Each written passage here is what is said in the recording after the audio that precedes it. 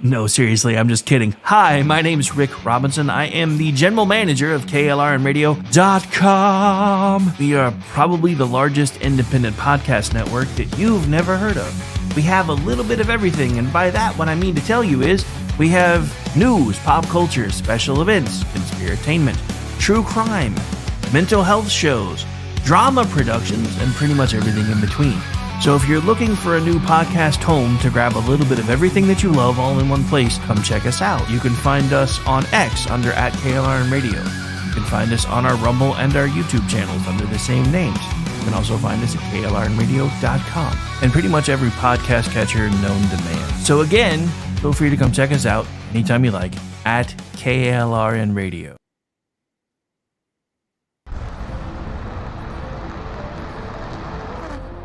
Are you ready to reach for the stars? Tune in to The Lost Wanderer, the #1 monthly podcast on good pods in astronomy. Join our host, Jeff, as he takes you on an interstellar adventure to explore the mysteries of space and the wonders of science. From rocket launches and distant galaxies to the latest discoveries in astronomy, each episode is a thrilling ride through the cosmos. Don't just gaze at the stars. Come explore the universe with us. Follow The Lost Wanderer wherever you get your podcasts, and let's discover the stars together. Hi, everyone. This is JJ, the co-founder of Good Pods. If you haven't heard of it yet, Good Pods is like Goodreads or Instagram, but for podcasts. It's new, it's social, it's different, and it's growing really fast. There are more than 2 million podcasts, and we know that it is impossible to figure out what to listen to. On Good Pods, you follow your friends and podcasters to see what they like. That is the #1 way to discover new shows and episodes. You can find Good Pods on the web or download the app. Happy listening. I'm Jordan Klinger, an attorney at McIntyre Law. The decision to hire an attorney after you've been injured is important. The decision on who to hire is even more important. At McIntyre Law, we will settle a case if the offer to our client is fair. Partial justice is no justice at all. At McIntyre Law, we are committed to obtaining full justice for our clients. Contact McIntyre Law at 405-917-5200 or visit us at mcintyrelaw.com. KLRN Radio has advertising rates available. We have rates to fit almost any budget. Contact us at advertising@klrnradio.com.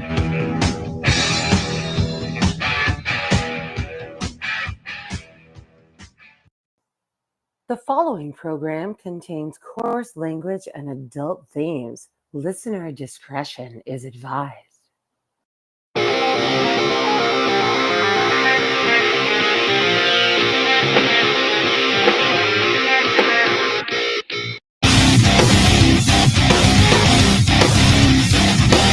Yesterday, December 7th, 1941, a date which will live in infamy.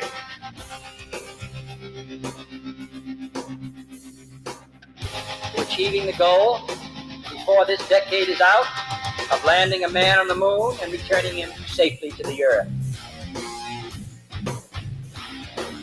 We choose to go to the moon in this decade and do the other thing, not because they are easy, but because they are hard.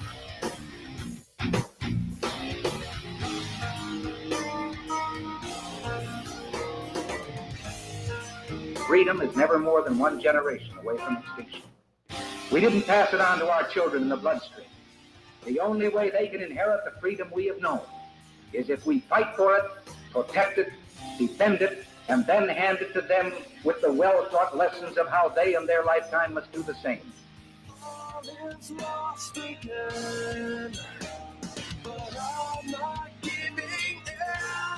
And good Thursday evening, ladies and gentlemen. You are tuned in right here, right now to KLRNradio.com. I am Rick Robinson. She is Jen Homestead. And we're live. How you doing, Miss Jen? How are things? Oh, I'm just as sick as anybody over all of this. Ugh. Dude. Mass quantities of caffeine are the only reason why I'm conscious right now because I already had a bout of insomnia on Tuesday, and then because of everything that happened yesterday, I actually was in the middle of and I get yelled at for this all the time because it always seems because I almost never nap, and then when I do, the world tries to end.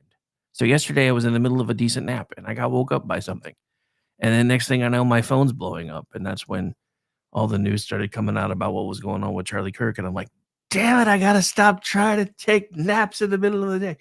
But yeah, then I couldn't sleep all night because I just couldn't shut my brain off. I am beside myself with all of this.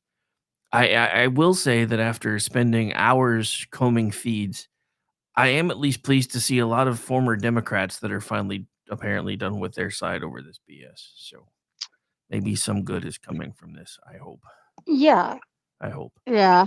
It's hard to see what could right now. For me, I just I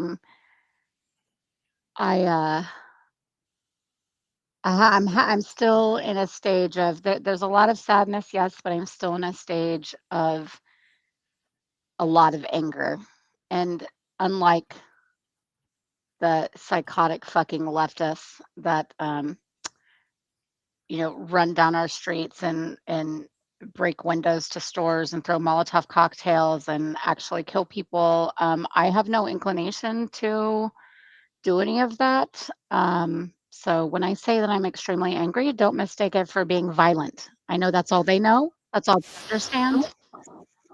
That's not me, but I'm extremely angry, and I'm angry at what happened. I'm angry at the response from the obviously the predictable response, but the response nevertheless from a lot of people, and not just some anon accounts on social media, not just these nobodies. It's not nobodies.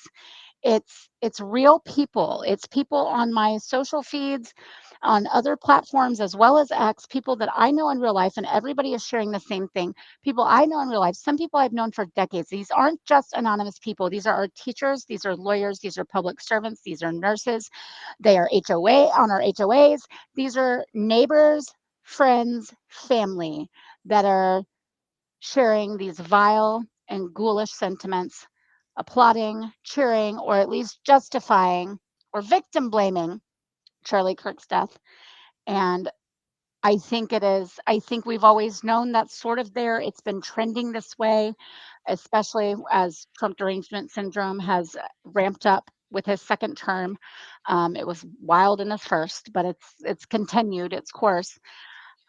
So think it's expected in a way. I'm not sure that a lot of us were aware of how actually widespread, how much this uh, radical leftist ideological disease has infiltrated and rotted out the brains of otherwise what we would consider normal as human beings and normal people that we know and function with on a daily basis. And I think that is the most absolutely vile and disgusting thing to me of all. It's not the talking heads, that's gross. It's not the reporters, fuck them. It's not the politicians, Elizabeth Warren, suck a fucking dick. But it's actually the regular people that are exposing themselves. The masks have slipped, and they have been so indoctrinated with this shit. They have been so beholden to this rhetoric, this violent. Words are violence, silence is violence, all the the racist, the bigot, the sexist, the homophobic, all of those things about anybody that even slightly disagrees with them. They have been so beholden to that. It is so indoctrinated and ingrained in them now that they have dehumanized anyone that doesn't agree with them 100% to the point that they have lost all of their fucking humanity. They don't even hear what they say. They can't even tell how extremely awful, hypocritical, and downright evil. What they are saying is, as they laugh, they cheer, they jest, they share memes about the death of a man who asked for conversation, a man who encouraged debate, a man who lived by the word of God. And whether you like what he said or not, I don't give a fuck. He wasn't violent towards anybody. He didn't shout at people. He didn't call them names. He didn't ask for them to be fired from their jobs. He didn't condemn them from anything, especially not God's kingdom. And they fucking murdered him, and they're laughing about it and they're cheering for it. So all I have to say to those people is fuck you. You are not only not on my team, not on my side, you are not of the human race. You can go fuck yourself. I no longer consider you a part of humanity. I'm done. And you said what I've been trying to say for 2 days in about 5 minutes and very succinctly. So congratulations. I'm sorry, it just welled up. No. Like I said, I've been doing this for 2 days, so I had planned on letting you do a lot of the talking this time because I did 6 hours of this yesterday, and I'm on my 3.5 now, 4.5 by the end of this one. And I know you haven't had much of a platform other than X to talk about this on, so that's perfectly fine. I will say this though, so all of that, fucking Pocahontas can eat an entire satchel of Richards for all I'm concerned. But what is astounding to me is people that I used to work with, people that I know, people that I consider friends, who have been making some of the most tasteless jokes all over social media about a man who was 31 years old, had just gotten married a few short years ago, had 2 small children, and now his children are going to grow up not with their father, but with pictures and stories about their father, all because somebody had hate in their heart. Don't talk to me about hate. Don't talk to me about how his rhetoric was fostering hate, because he didn't have rhetoric. He was having a conversation. Just because you don't agree with what he says, that doesn't make it rhetoric. He never told you to shut up. He never told you to sit down. He gave you ample space and a microphone to make your points. And 99 times out of 100, he won the discussion. That is why they silenced him yesterday, because he went into their spaces and showed them what it's like to actually have a conversation with someone who knows how to have a conversation. And they can't handle that, because that's what they've been saying they've wanted the entire time. Because before Charlie Kirk, they could win it just by saying you're a racist. I know, because I was there. I started doing this years ago with a friend who was a liberal. And anytime I crossed a line with him in the middle of a live show, you're a racist. And I would literally pause for like 2-3 minutes, do like this internal monologue thing going, did I really just say something racist? Because for the longest time, it took me back. But Charlie never had that problem. He would be like, you're entitled to feel however you feel, but that's not what this discussion is about. Let's get back to this point. But that's just it. This man did something that me, as you know, and granted, I'm a lot older than him, but I've been trying to do this for 16, 17 years. In the same amount of time that I've been building this stuff, he became a household name. Everybody that I know that knows him talks about the fact that from the time he was 18 until, yesterday, they don't even ever remember him one time taking a vacation until he got married. Not once. Now, I'm not saying it didn't happen, but I'm saying everybody that works with him is like, I don't even remember taking days off. He tirelessly networked. He put himself in every space he could. He accepted any platform, any help, he didn't shy away. I mean, he went on an 11-year-old's podcast, for goodness sake, 5 years ago. Like, he didn't shy away from things. And yes, at some point he got too big to be able to go on every little show. But I bet if you had, persisted enough, and I never thought we should have. I should have asked. I just didn't think about it. And he is, I will say, like, I do agree that he was a little bit of a polarizing figure, but not because of what he said, but how he was portrayed. That is what gets me the most. I have a couple of family members that lean a little bit more left. They're not crazy leftists, but they lean a little bit more Democrat. Messaged me yesterday just saying, I'm horrified. I'm heartbroken. Like, what the hell? I don't even have like any sort of, I don't even have anything to say. Like, I didn't agree with him on anything, I don't think, but I don't really know because I didn't go watch his stuff. I said, exactly. You just heard sound bites. You heard what people told you to believe about him. You heard what they clipped to make him look as bad as possible. Everybody is regurgitating all of these points today that he believed in stoning gays. No, he didn't. He was quoting back scripture at Miss Rachel, who was quoting scripture in her defense of pride and in her support of LGBTQ+. So he said, oh, okay, so we're doing scripture. Here's what scripture also says. Should we go by that? It was facetious. He wasn't saying he did it. In fact, if you look at his hundreds hundreds of interactions with gay, trans, any of the LGBTQ community people, you will see that he treated them with respect. Now, a lot of times they had utter childish meltdowns, and he had to kind of manage that accordingly. And so he was a little snarky sometimes. And that was what I was going to say. What got where he got to be like the worst it was maybe he was a little sassy with you. Oh, heaven for fucking bid. He didn't cut people off. He didn't shout them down. He didn't call them names. He didn't tell them they were stupid. He didn't tell them to get out of his event. F you. Didn't do any of that stuff. He just went, okay. Huh. Well, maybe you should brush up on your history a little. He'd say something a little snarky. And he wasn't wrong to do so because they were coming and they would have meltdowns. And he'd go, you okay? Are we going to do we need a second? Do you need to take a breath? Like, yeah, I'm like that. I would absolutely be like that. Like, you having a meltdown? Can we get you a binky? And he didn't even say anything that rude. I would have been like, where's your blankie? Can I get it for you? And he didn't even do that. So I think a lot of this, what I was saying about these family members, is that it just shows that they were willing to then go, actually, I don't know. I just know what I've been told. Stephen King saying that thing about the stoning. I had a couple people on my Facebook today that were arguing with someone. Not on my Facebook. I stayed out of it, and I unfriended a shit ton of people on Instagram, X, Facebook, everywhere that I actually do know, not just people I've met online, like actually have known. Unfriended dozens over the last 2 days.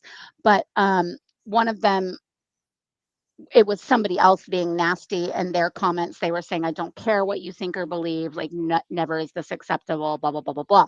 And some raging ass liberal comes in the comments, is like, actually fuck him because blah, blah, blah, blah, blah, blah, blah. And one of the things they started arguing about was that they were like, he actually thinks yoga is evil and anti-Christian, and he also thought that women shouldn't be allowed to wear yoga pants in public because they were too sexualizing and blah, blah. And I was like, I didn't jump in, but I so badly wanted to and be like, you can't even keep your fucking fascist, Nazi, conservative influencer straight. That was Matt Walsh, not Charlie Kirk.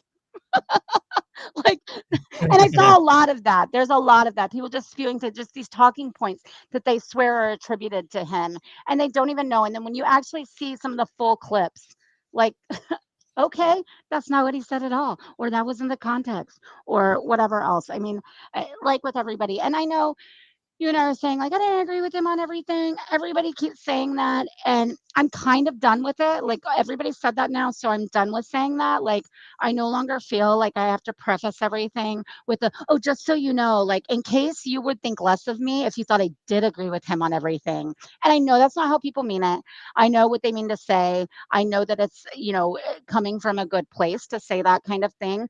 But I am over it because it kind of makes it sound like, well, actually, he was kind of bad. So I just need to make sure you know that I didn't really like everything. Like, it's like you said before, we don't agree with anybody on everything. You shouldn't. If you do, you're a absolute sheep of a dull human being. So if you agree with every single person or any person that you really like and listen to, if you agree with them 100% of the time, all day, every day, you're not critically thinking. So I'm done with saying that. I think I understand why it started that way, why we have been saying those kinds of things. And it usually is, like I said, from a good place. But it's starting to come to the point where it's implying that actually you're right, he was kind of bad. But otherwise, I mean, I'm just being nice because he was a man. And I'm over that shit. I mean, well, there's no reason to be. And BZ just made an excellent point, and I will say this: he's been that way for as long as he's been on the air because he was brilliant in terms of extemporaneous, and I won't be able to say that word, exposition. And he was really fast on his feet. And what astounded me, and the weirdest thing, because for those of you who don't know, for the last couple of years up until recently, Kirk had been disallowed from appearing on Fox News. Now, they were still running some of his stuff on Fox Nation, but they weren't letting him appear on Fox News because of after the lawsuit, because he was one of the ones that was still talking about the election. They were afraid they were going to get sued again. But they did just have him back on in either June or July of this year. So it hadn't even been that long. On Fox and Friends. But the funny thing is, because I didn't know this until he was on that morning. He did Fox and Friends all the way back in, like, I think it was 2002. It was his senior year in high school, and him and all of his friends started calling it Charlie Kirk's day off because he skipped school to hang out on Fox and Friends. And this was even before TPUSA. He was doing like local stuff and Yeah. connecting with Tea Party And folks. And yeah, which and is he was like at 18 years old. I'm listening to this kid talk, and I'm like, damn, I wish I was that together at yeah. 18. And my connection with him was because of YAF. So he was essentially trying to be a companion sort of situation for Young America's Foundation. Young America's Foundation is specifically in colleges, and Turning Point was trying to be in college and also anywhere that there were young people. And it didn't have to be, a college chapter. You didn't have to be a certain age, all that kind of stuff. But it was kind of a counter, a kind of a complementary organization to YAF. So there was a lot of crossover. The speakers crossed over. They've exchanged leadership positions. Like there have been people that were one thing at this one and then went to that one and were something, and everybody supported it. So that's how I got connected with him, is because of my involvement with YAF for so many years, and Scott Walker, who was super supportive of all of his endeavors. Um, and I also he was one of the things about him that I think made him such a success from such a young age was not just his work ethic, was not just his ridiculous ability to recall facts at the drop of a hat. I mean, it takes a very developed and astute kind of mind to be able to continue on any topic brought up at any time, to be able to pull things and then people fact check him and he's right. And it was just on constantly, like detailed statistics, all kinds of things. He was just able to do that, and I know that Ben Shapiro's very good at that, which is part of why he, was a little bit of a mentor to Charlie. But very early on, and all throughout this, I think part of the reason that he was able to gain such traction and be so successful was because he had all of that and he had the riz, but he was also genuinely a nice person. People liked to work with him. People liked to talk with him. People liked to hang out with him and they wanted to be in his orbit. He was kind of for our times and for what he was doing and fighting for, he was kind of I don't know, mind-blowingly positive. And he was kind, and he didn't like cuss and drink too much and like get too riled up and like pissed off at people. He didn't burn bridges. Like he was just a nice guy. And that you've seen so many stories from people from their encounters with him, whether they were actually friends with him or whether they just met him once or twice, that kind of thing. And you see so many examples of how he actually lived that all the time. And a couple of mine are when I've had close family members that have passed, that he, in the middle of his tours, in the middle of whatever he's doing, he took the time to personally message me and reach out and offer me prayer, love, and support. That takes a special kind of human being. I'm nobody. Like he has so many followers, so many people he's met, so many things to keep up with, juggling all the balls in the air. And he did things like that on a regular basis. It's not isolated. It's not just to the big dogs. It's not just to the powerful politicians and celebrities. He did it to regular people all the time. In fact, one of the very last things he did before starting to speak that day was he came over to the side of the tent and where the crowd was, and he was throwing some hats there. And someone called out to him for their disabled friend, asking if Charlie would bring him a hat. And he walked over and handed it to him. It was like, of course, handed it to him personally, looked him in the eye and said, thank you. That's just how he lived his life. That's who he was. And I think that's such a big reason that's not really being talked about of why he was so incredibly successful. No, and that is one of the points that I've been trying to make for the last couple of days, because I haven't really heard, other than a couple of people, really talking about that kind of stuff. Because I mean, I think one of the most jarring things for me was listening to an interview clip that he did. I think it was a year or so ago, when somebody point blank asked him, "When you die, how do you want to be best remembered?" He's like, "Why are we talking about when I'm dead?" Like, "What do you mean?" He's like, "Well, when you die, everything goes away. So how do you want to be remembered?" "I want to be best remembered for living my faith," was basically what he Yep. said. Mission accomplished. Yeah. They're talking about it a lot. All of his Jesus is the reason type tweets are going like viral every day. They were already viral. They're going more viral. They're going viral again. He's spread that. And I like what several have said.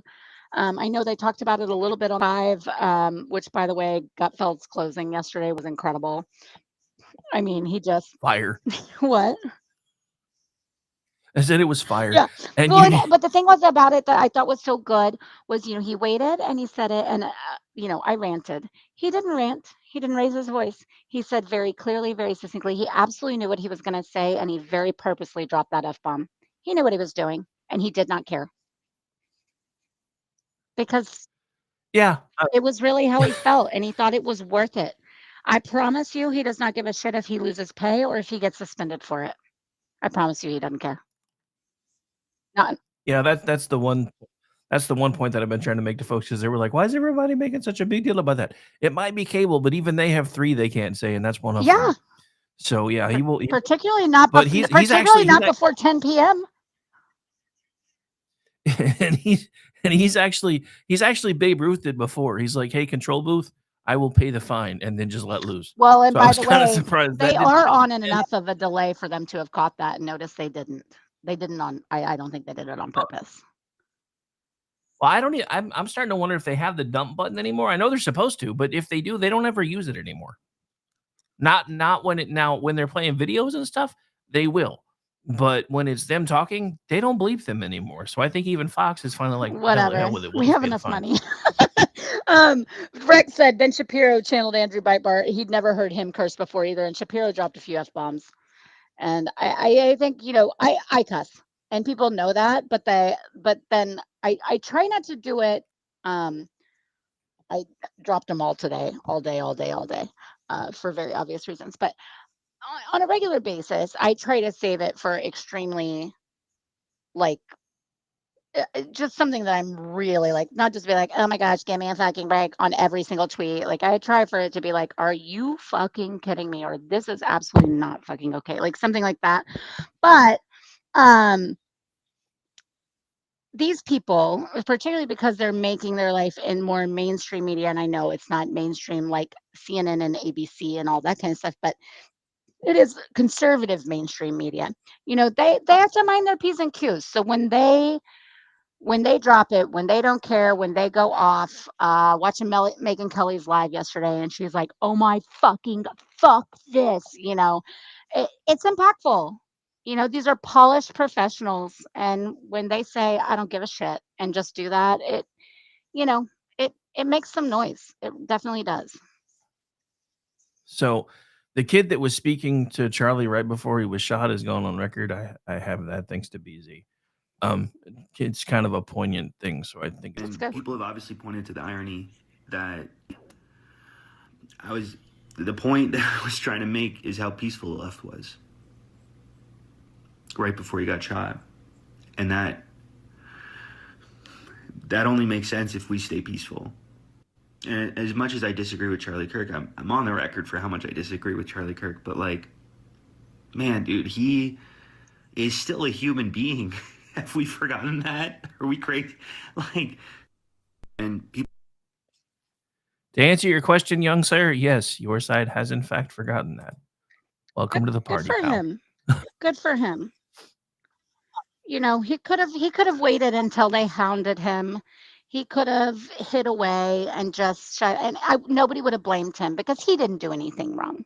He was there to have the discourse that Charlie so encouraged. He didn't do anything to Charlie. It's very unfortunate timing for his question to then have that happen. But he's not the villain. He can be liberal. We're allowed to be liberal. We're allowed to be conservative. We're allowed to be whatever. Oh, sure. We're just not allowed to be leftist lunatics. Just don't be a murderous psychopath. How about that? But so did you hear about this one? Apparently, Blue Sky is putting out warnings to their users that they can no longer celebrate Charlie Kirk's birthday.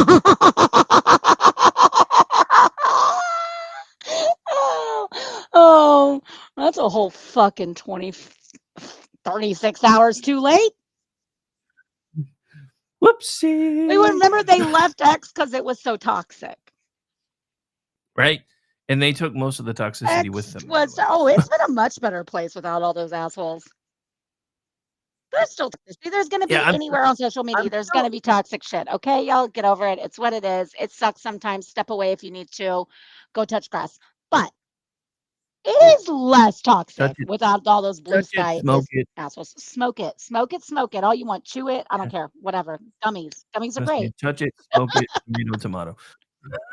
But no, it's just hilarious to me because one of the guys who like ran the blue cry and said he was never coming back was Stephen King. Dude lasted like 3 weeks. Oh, I know. He's been all over it. And now even he's on social media like, this guy advocated for the stoning of gay people, right? And I'm like, you're a fucking liar. Because that's not even how that happened. We just talked about it just a minute ago. That's not how any of that happened. That's not how this works. That's not how any of this works. I really need to put that sound clip back in my board because apparently we're going to need it a lot lately. Okay, so can we talk about someone who came out of this? Oh, dang it. I just clicked out. There we go. Someone that came out of this, in my opinion, in a moment where all eyes were suddenly drawn to him, who had to speak in the middle of not really knowing all the information, though I think he probably did have it, that he got thrust into the spotlight, let's say, from a place where he's not really used to that in the same way on a national scale, which is Utah's Governor Spencer Cox. The way he spoke yesterday, I think was so reverent. I think it was pointed, and I think it was absolutely necessary. And I was so glad that he didn't mince words. He didn't both sides it. He didn't. Just some of what he said was like, I'll just read a few of the quotes. I think he encapsulated some of the stuff about universities and part of why Charlie was there. He said Charlie believed in the power of free speech and debate to shape ideas and to persuade people. Historically, our university campuses in this nation and here in the state of Utah have been the place where truth and ideas are formulated and debated. And that's what he does. He comes on college campuses and he debates. He was saying that the free speech and debate are foundational to the formation of our country, to our most basic constitutional rights. And when someone takes the life of a person because of their ideas or their ideals, then that very constitutional foundation is threatened. If anyone in the sound of my voice celebrated even a little bit at the news of the shooting, I would beg you to look in the mirror and see if you can find a better angel in there somewhere. He said he didn't care what his politics were. I only care he was an American. And he said we just need every single person in this country to think about where we are and where we want to be, to ask ourselves, is this it? Is this what 250 years has brought on us? I pray that that's not the case. There's more. He said more, but he also said that this is absolutely a political assassination. He called it. He nailed it that immediately. Yeah. So, and you're right. He was really on point with his remarks, and I thought it was absolutely necessary. I want to show this real quick though, because this is again, BZ keeps making the point in chat, and we've done some shows together over the last couple of days. We are seriously in a time where we're now actually seeing that this is a delineation and is rapidly becoming one of good versus evil. This is from the other side of that equation. This is a shirt they're selling now. Okay, and there was also one that said something about protect the neck or something. Gotta protect the neck. Yeah. It was that same shirt company or whatever, and then they deleted it. I think it may be the same company. I wonder how much of that was just rage bait and not actually anything. I hope. Me too. Well, hey, I also just wanted to say, first of all, I never thought I would ever say this. The only other time I was nice about them was actually what we are spending our time talking about Charlie Kirk for obvious reasons, but what our nation is commemorating today is the anniversary of 9/11. And that's the only other time in my life's history that I have applauded this group, and that I have been grateful to them, and I have been proud of them, and that is the New York Yankees. And way back in 2011, they had Bush throw the first, 2001, and they had Bush throw the first pitch out, and just the patriotism that surrounded all of that, and the way that they put everything aside. Well, they did the same thing last night with their moment of silence for Charlie. They didn't preface it with anything. They didn't say to agree or disagree. They literally just did a moment of silence, put his face up there. And I thought that was, I don't know why. I don't know where that came from. It's so unexpected, but so welcomed. Yeah, I mean, well, the whole moment of silence stuff has been happening everywhere. So it happened with the Yankees game. It happened with the Packers tonight. And Brad and I were actually talking about that because that happened while we were on the air. I was much more surprised that the NFL took the time to do it than Major League Baseball. Yeah, I thought that, like, in the day of, it seemed like there's so many, like they said, like, let's lower the temperature. Like, that was a solid choice to do the day of, not this weekend, not a few days from then, but the day it happened, before we, just mere hours after finding out that he actually had died. Like, that was so powerful. That was so poignant, and normally something that PR teams would shy away from, particularly places that are not political. But that was awesome. I also want to say that I think that there's been a lot of okay, first let's go to the criticism of that, like, oh, the lies that Trump didn't condemn the Minnesota lawmaker shootings. He didn't make a statement. He did. There's one. Apparently major news organizations and journalists have forgotten how to fucking Google. Because yeah, I mean, well, I mean, that's just it. Even if you can't Google anymore, go to your AI and ask it. It'll find it for you. They're like, well, he didn't tweet it. I'm like, oh my gosh, okay. He gave an official fucking statement that was shared on the news networks. Like, what? Remember, these were the same people that used to complain that he was spending too much time tweeting. Right. So then then the other thing that has been screaming is that when the House Democrats shouted down no for a moment of silence on the floor, immediately commotion and no. And so a bunch of people saying, well, they didn't have a moment of silence for the Minnesota lawmakers who died. They didn't have one for them. And yeah, they did. It just wasn't. First of all, I was like, I don't think any of y'all know that. And if they didn't, they should have. And if no one proposed it, why didn't they? That's not on Trump. That's not on these. Well, that's not on the House members that were in session yesterday that asked for this. Like, if you didn't ask for one, then you should. And if they did, and I had even said earlier, I said, I don't know whether they did or they didn't, because it wasn't something we saw, and it wasn't. And if they did, I bet nobody said no. Well, the reason that I know for a fact that they likely did was because the part that was captured yesterday on audio and video wasn't the moment of silence. That happened before the camera started rolling. They did, in fact, do a moment of silence. What happened in the instance when everybody started shouting it down is she was actually asking for a moment of prayer out loud. They had already done the moment of silence. What got shouted down was the request for an additional prayer specifically for Charlie Kirk and to be said out loud, because at that point they didn't have any idea what his condition was. So, but that's what I'm saying. Nobody knows because they don't televise every time they do a moment of silence. Almost every session of Congress gets opened with a prayer, multiple prayers from multiple faiths. Not only that, so I know it wouldn't have made headlines because Republicans never in their fucking minds would have ever said no to that shit. No way, no how. They might say no to not freaking having a moment of silence for Luigi, but they're not having it over for poor victims of violence.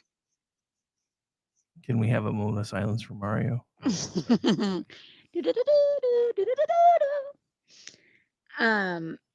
Yeah, I just thought that was so dumb when they're like, well, I didn't have a moment of silence for them. And I was like, well, first of all, whose fault would that be?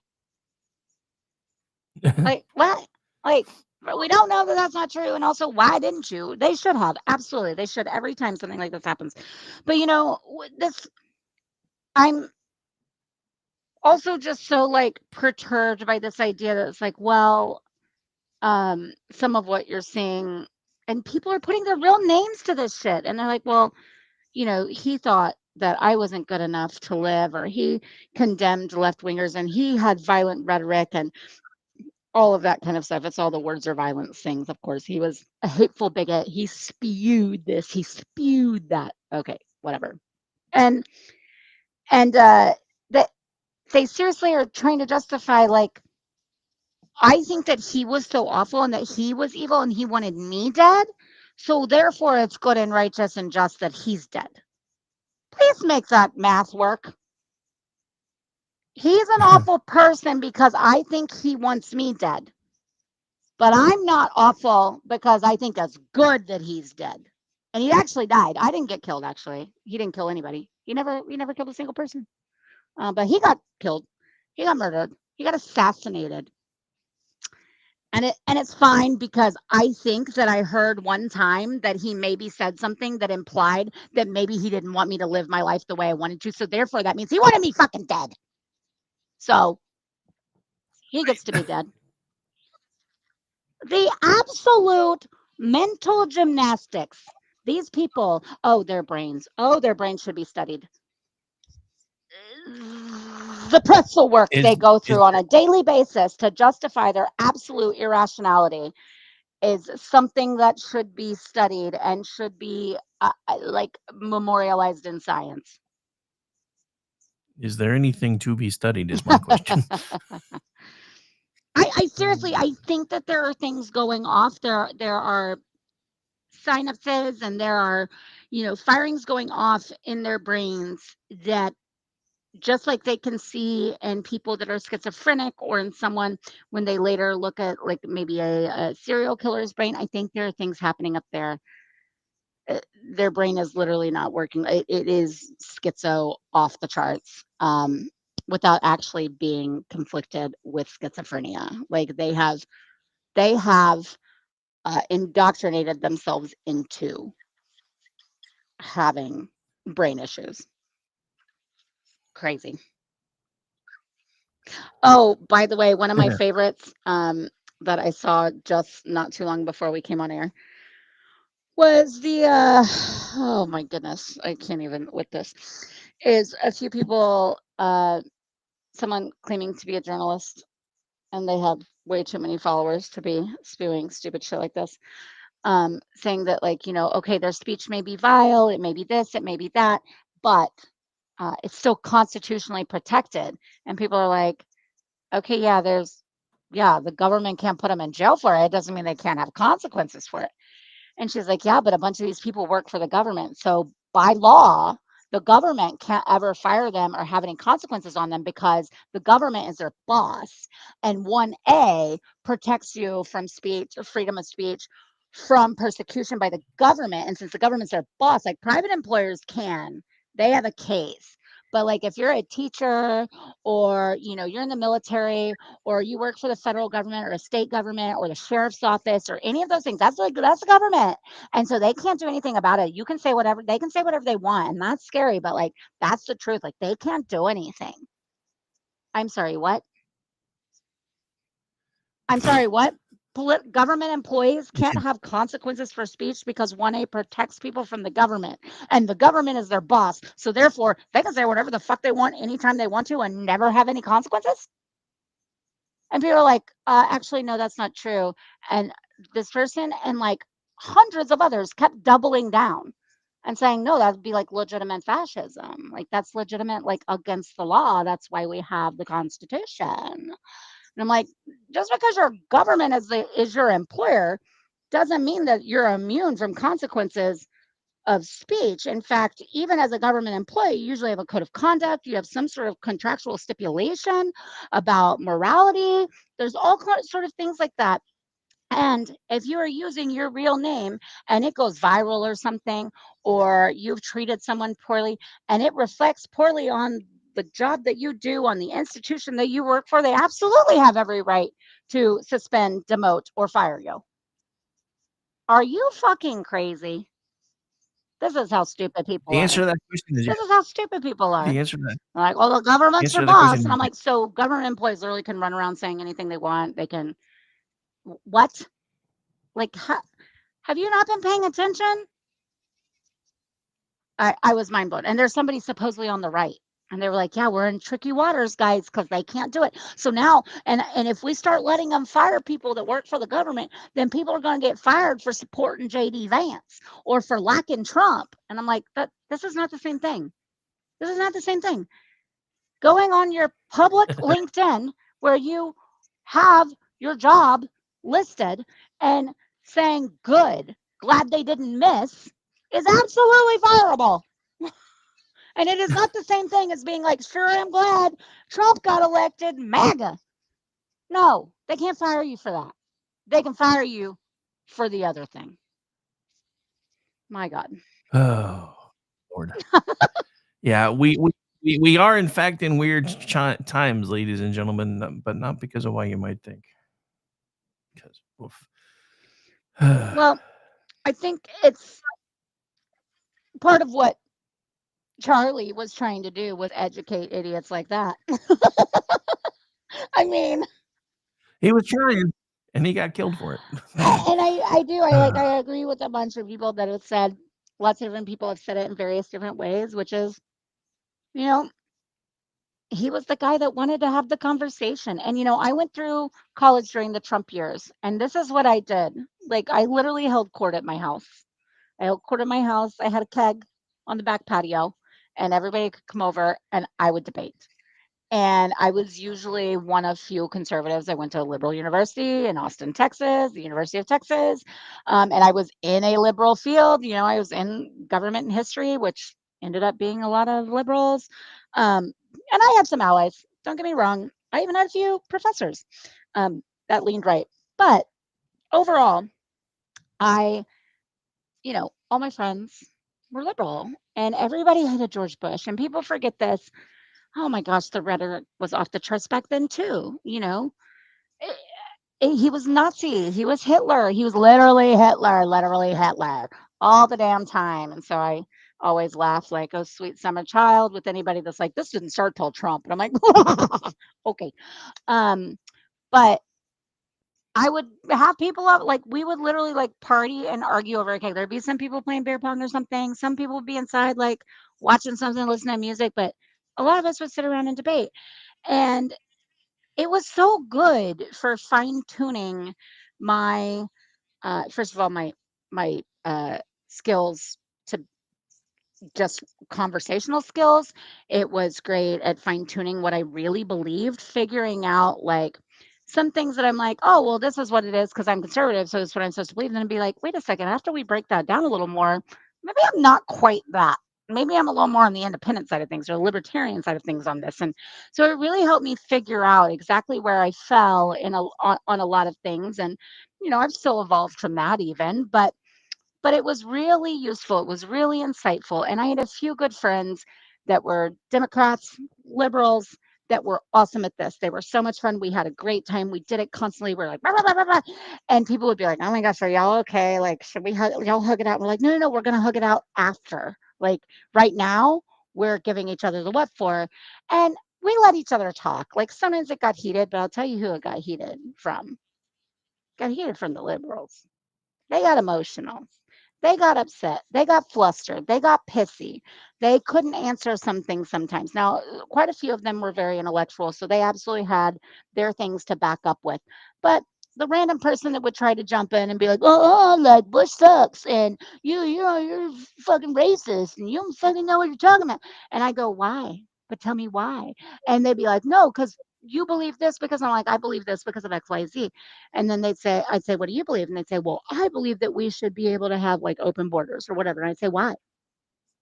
Well, humanity. Okay, but why? And then, we kind of go down the list. I'm like, why is it bad to have border security? Why is it bad to enforce our laws? Why is it bad? And they couldn't answer. They just get flustered. They get pissed and be like, racist. And time again, that would happen outside of my few trusted people. But it was always good. And I had more and more people that would show up at various times and be like, man, like, You actually like debate people, like discourse is good. And, this is a positive thing, no matter what side you're on. And I think for a long time that has been dead, even since before I was in college. There's a reason why people were being like, I can't believe you do that. I can't believe you just sit there and openly debate people. I'm like, why not? We should.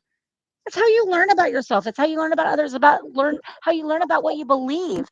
And it's absolutely a way to be able to figure out what you have common ground on. And it turns out that there was a lot of times we both would go, oh yeah, that thing, no, that's awful because blah blah blah blah blah. Or no, that guy, don't agree with him. But we're like, me too, me too, me too. You find common ground. You don't get to do that without having these conversations. And you can't be afraid to be challenged. That is the point of freaking education, is to challenge, your knowledge, to challenge yourself, to challenge your resolve, to challenge to better your, whether it's your language, your actual knowledge on a certain subject, to strengthen your writing skills, your speaking skills, your debate skills, to be able to do all of these things, and to most of all, critically think.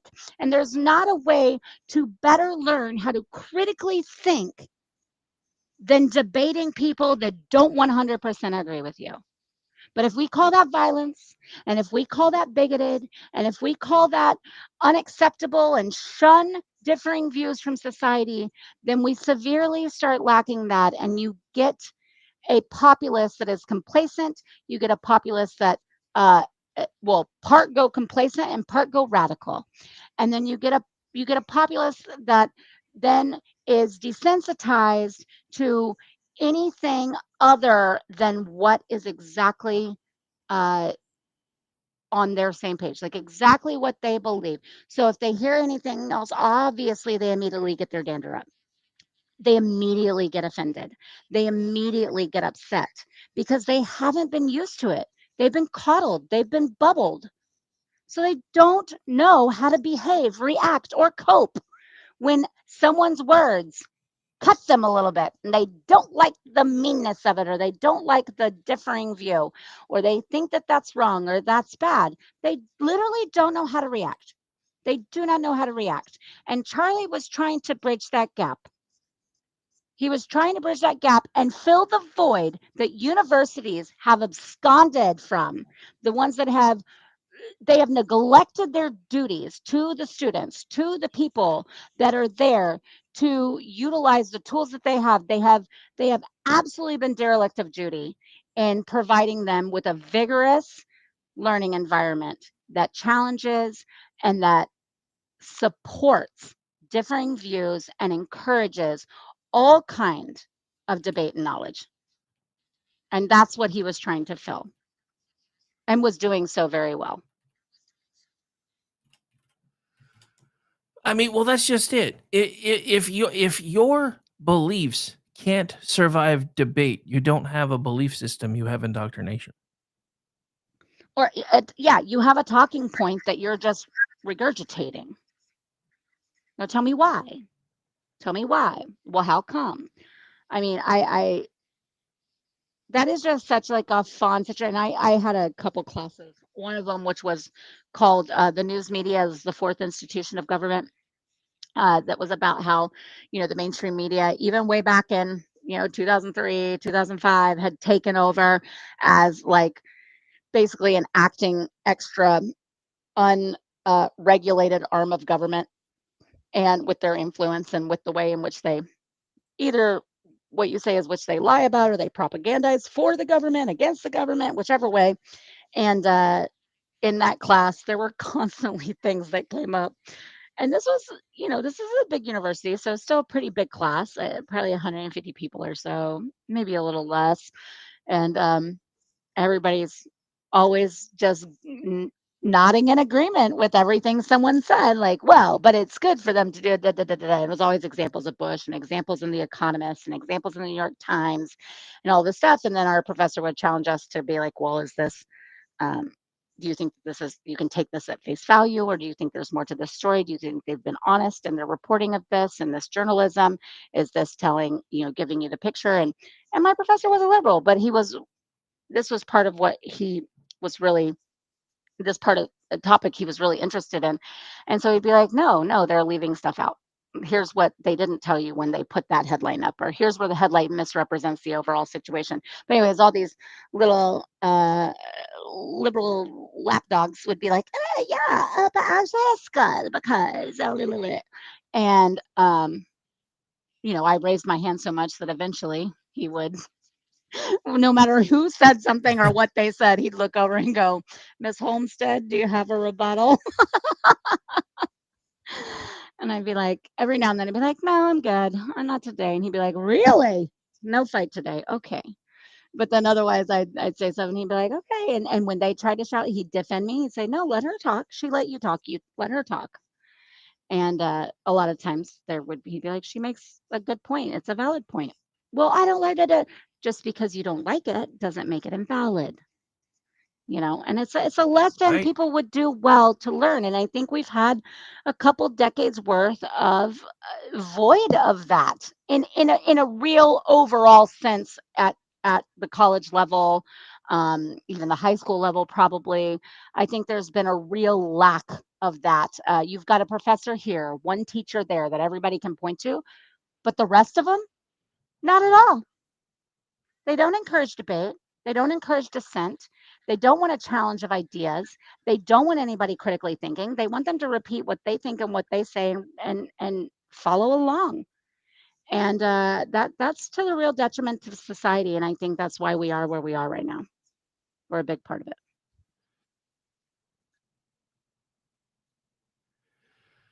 Oh, sorry, I just saw something that's coming across the feed. Apparently, there's some college professor trying to jump on the Charlie Kirk bandwagon, talking about how she was on his digital hit list.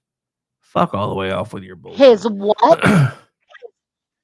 So this is from an account called Occupied Democrats. Breaking: journalist and college professor. Oh my God. Professor Stacy Patton goes viral by penning a stunningly powerful statement about how she was on Charlie Kirk's digital hit list and recounting the horror that he inflicted upon her.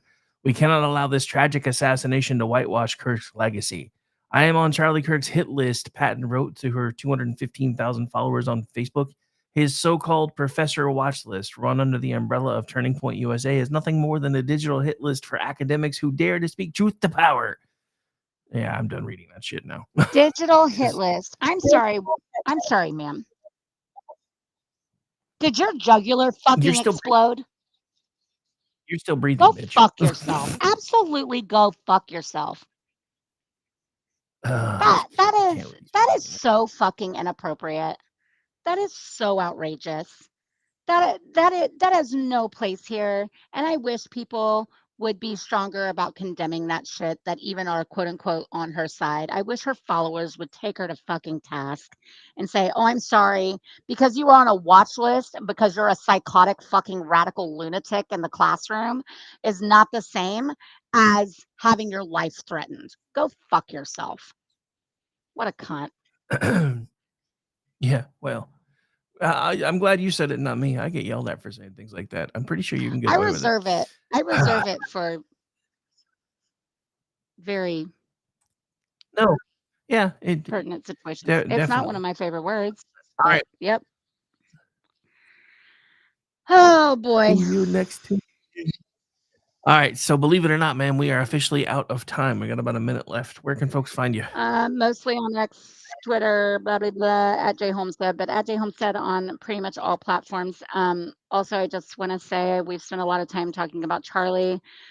Prayers to his family, to his small children, and I know he's resting in peace in the arms of the Lord. But I'd also like to take a moment to remember all of the souls lost on 9/11, and we say never forget, and we have indeed forgotten, as is evidenced by yesterday and the aftermath of his horrific assassination. But God bless America, and I hope that this is literally, as he named his organization, a turning point for us. And I think it might be. I much prefer a turning point to a tipping point, and I'm not sure which one we're at, but we are at one or the other. All right, folks, that's going to do it for this particular episode. Hang out for BZ's Berserk Bobcat Saloon coming up next. Best place to go chat with him is going to be on their YouTube channel, but you can still watch the feed over here on our X feeds if you wish. And I'll be back tomorrow morning. Rick Robinson Show, 10 a.m. Have a great night, everybody. Thank you for hanging out with us. I know it's been a rough couple of days, so thank you.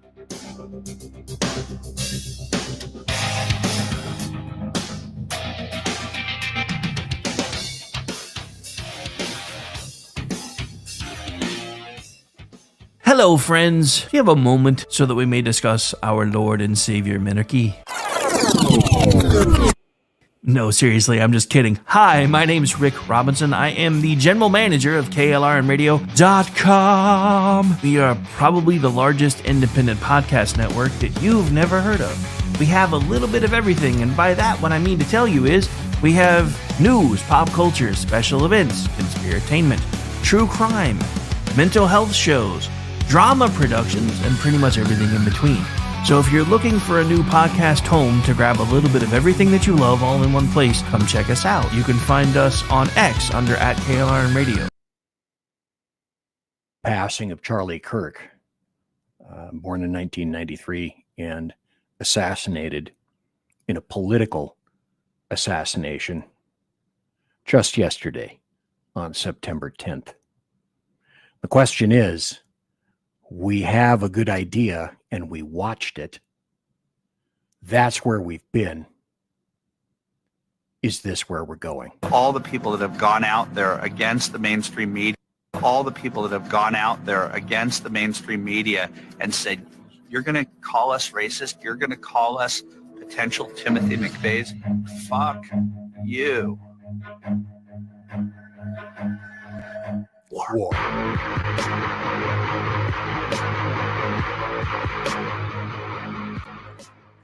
So is it war?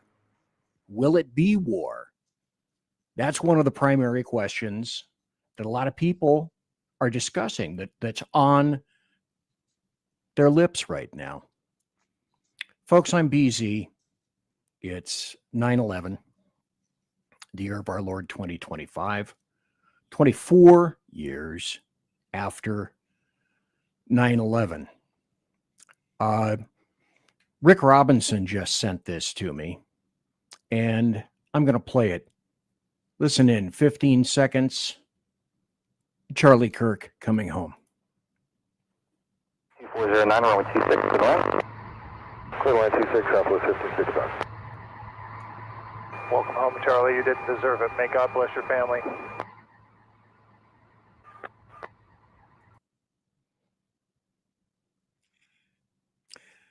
And he's home. It's been a bad week.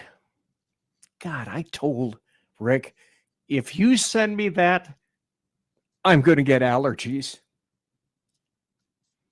Guess what? The other thing that was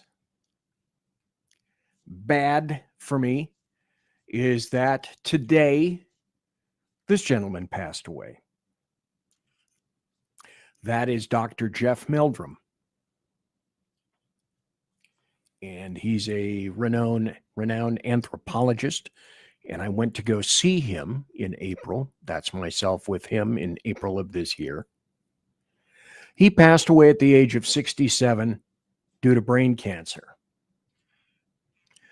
It's been a bad week.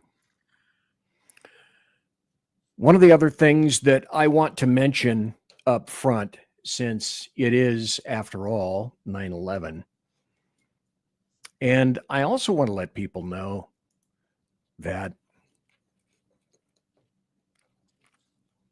so many people, not myself included, not until tonight, have spoken already about Charlie Kirk. And as I mentioned on somebody else's show, this is the first time I've had the capability to do something for my show. It's a situation where I didn't appreciate Charlie Kirk and what he had been doing until he was gone, until he passed. And part of the reason for doing these shows is for no other reason than to archive these times. And so what I'm going to do is go through a lot of videos and a lot of information and a lot of exposition about how I am feeling right now. But I feel that I have to honor 9/11 right now, and then make what I consider to be a critical analogy between the two. Because one of the oddest things of all on this 24th anniversary of 9/11 is that had we listened, there were emergency flares and bells and klaxons warning us of that developing day 24 years ago. But in our arrogance and our ignorance, we chose intentionally to ignore many of those warnings. And then we squabbled about it, because Lord knows that's exactly what we needed at that point. But with regard to Charlie Kirk, we likewise observed, just as I played, any amount of warning signs and actions and violence. And we decided ourselves that we considered it to be harsh and judgmental to make assumptions that Democrats and leftists didn't have the best intentions for us. And then Charlie Kirk was politically assassinated by a terrorist that is not yet in custody, to my knowledge. And I'm watching TV right up there, just in case something happens. In both events, and this is the linkulus to 9/11 and to Charlie Kirk, in both events, we were not paying attention.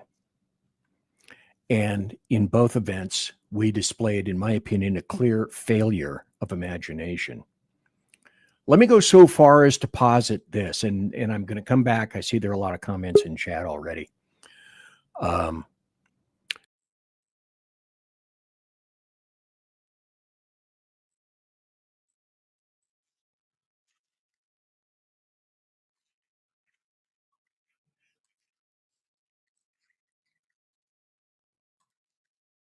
Chops that he displayed, and I'll be talking about that tonight. Let me go into the chat room. Mission Ready Men is here. Mike Pasqua is here. UBG, Unpleasant Blind Guy, is here. Rick Robinson is here. Jersey Joe is here. Unleashed Jeremy Hansen, present. Ordy Packard here. Cosmic Bard, proving, of course, that as the lost wanderer, not all who wander are lost. And welcome also to Sean Lewis of SHR. Thanks for coming and showing up in the chat room. Also, let me put this up here. Here's Rick Robinson, and he is present. Just a fair warning to you, Rick. I'm going to do a little exposition myself. And then I've been talking for like 12 hours in the last 2 days. You take all the time. It's your show. Take all the time you want. And you apparently got as much sleep as I did last night, which was pretty much zero. None. Yeah, at this point. So yeah, I'm going to go with a little exposition first. Let me start with the truth. And the existential question, I think, is this. And a lot of this has come from, you know, I Bigfooted Rick's show and a couple of other people's shows, but I ask this: how do we hold a civil society when Democrats and leftists say they just want a conversation, then they try to censor you, then they try to cancel you or kill you for doing exactly what it is that they asked for? So what's finally been shown to us, what we suspected, but we kind of didn't want to admit, though it was directly in front of our faces, is that there truly is no communicating in any actual meaningful sense or manner with the insane. And who was the young lady that was on your show just before you got here? Her name's Jen Homestead. And apparently she had a relationship of being a friend of Charlie Kirk's for quite some time, and she had about a a 1 or 2 sentence expletive filled summary, which was beautiful, of what happened.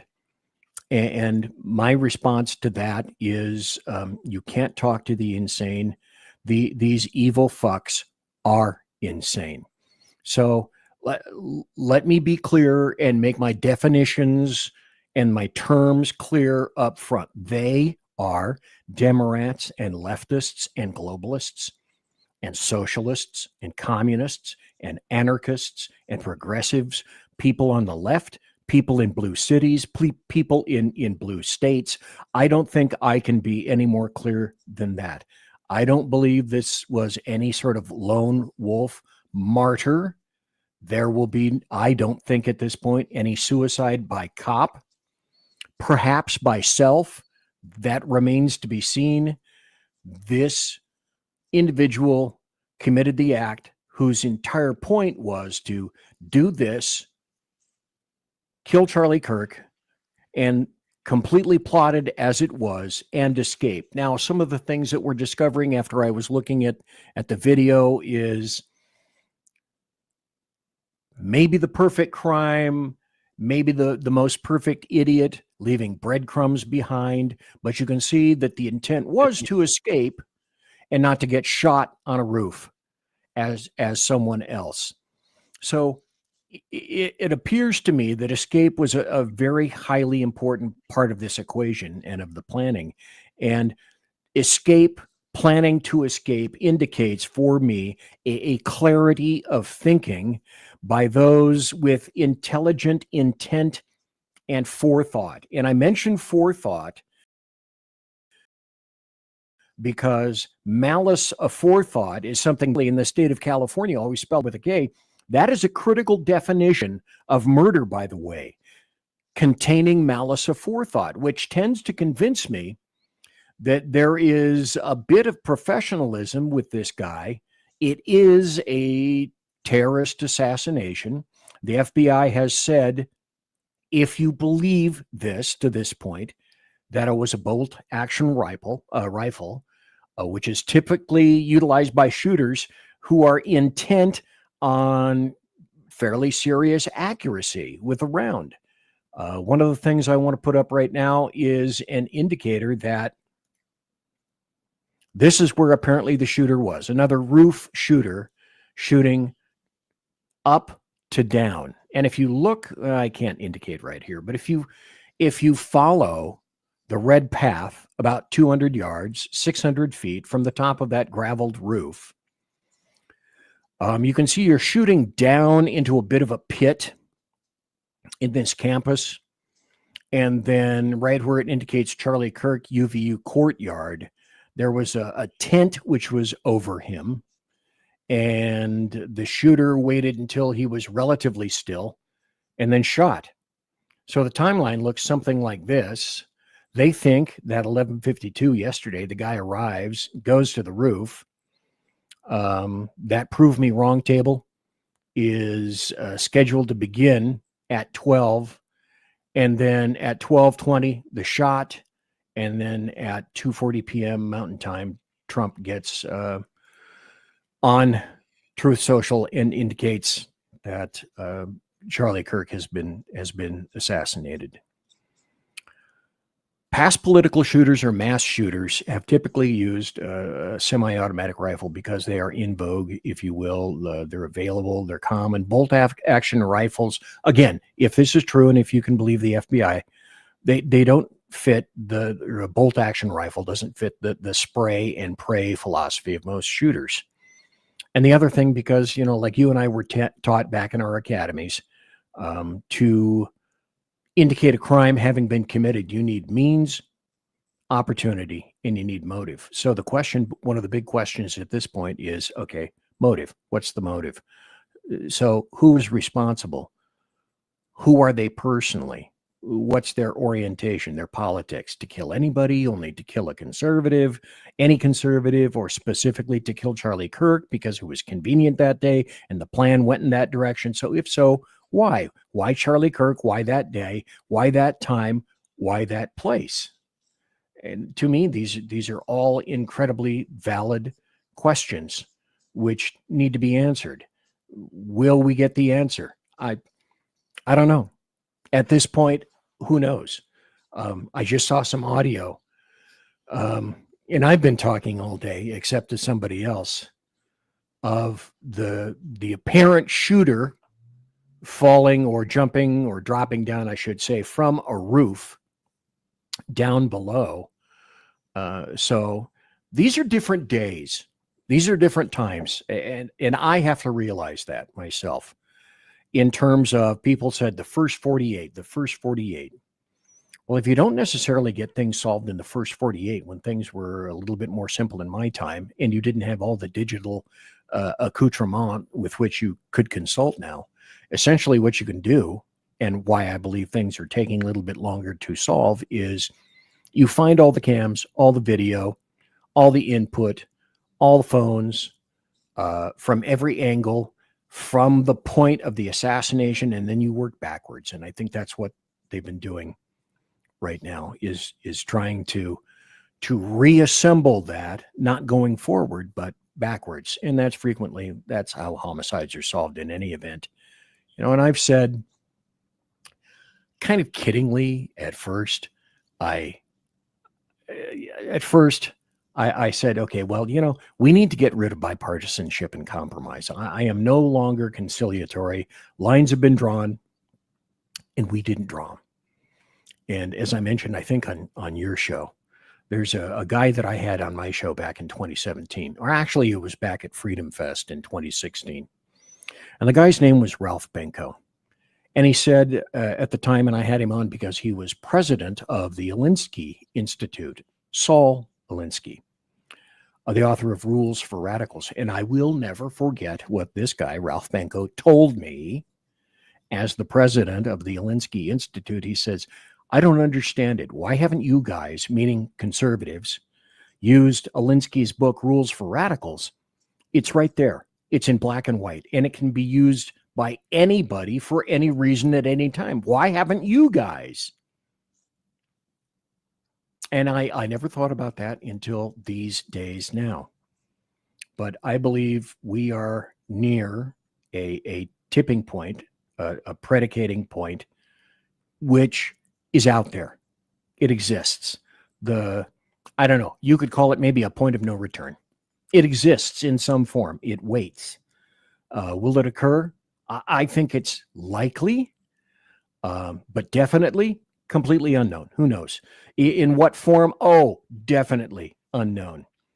My personal line is already drawn. And I have to admit, maybe the passage of time has allowed me to be a little bit more circumspect right now than I have, because when I woke up this morning and I was listening to Rick, I was right along with him. We were both operating on zero sleep, and we were both operating on pretty raw, naked nerves and emotions. And I've had a sufficient amount of time to back up a little bit and just try to take a breath as much as I possibly can. My personal line was drawn, and it exists today, and it has been even more affirmed today. I have determined, like a lot of people, that I have and will not associate with people on the left, and I don't care who they are anymore. I'm done. My BSTL, which is my bullshit tolerance level, has, like John Cleese in Silverado, today my jurisdiction ends here, and my tolerance ends here.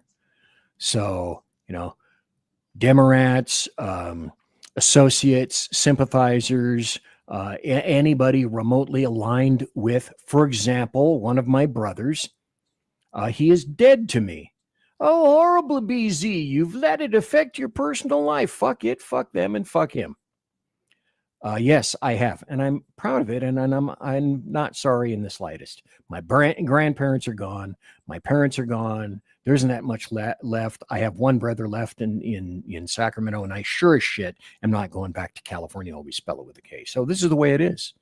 And I'm okay with that, because I believe that leftism is truly, it is a disease. It is an infection. It is a cancer.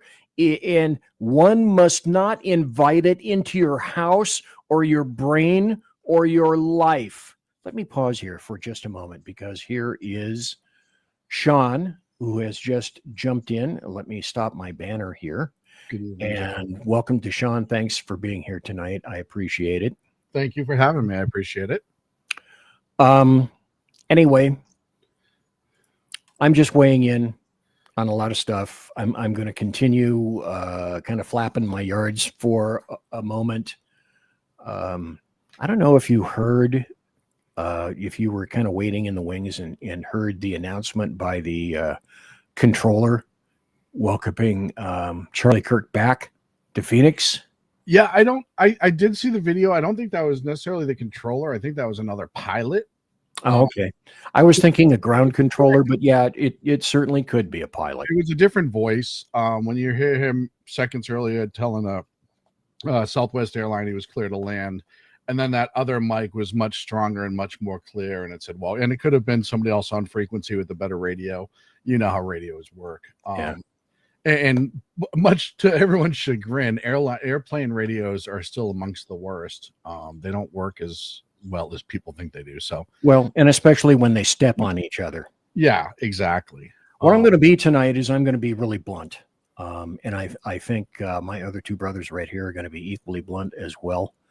I will attempt, I don't know why, I will attempt to parse a few words here and there, but it's because at this point I've had some time to kind of think things through, not just in the past 24 hours, but, you know, in the past decades. And certainly since I created the show, I was allowed to create the show on the SHR Media Network back in 2017. And the truth is brutal. And I'm going to be brutal with the truth about Charlie Kirk. He was hated, he was despised, and he was assassinated for the following reasons. He's male, he's young. The young should never have that philosophy. He's white, he's Christian, he values God, he values family, he values marriage, he values children and procreation. He's married to a woman who has borne him 2 children. He speaks the truth to those who oppose him. He possesses, and the evidence has been there for years, one of the quickest minds on the planet.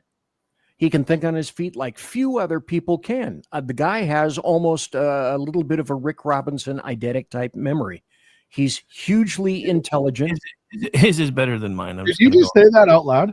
I did, because Rick and I have spoken about this in the past. I really don't have much of a memory anymore. Rick does. Charlie Kirk knows his history. He knows his facts. And those in and of themselves are facts. They're not suppositions. Can I add 2 points to that? Add 2 subjects. And they both kind of go hand in hand, but he reached the youth 25, 27 and under, which the left has had a stronghold on for years.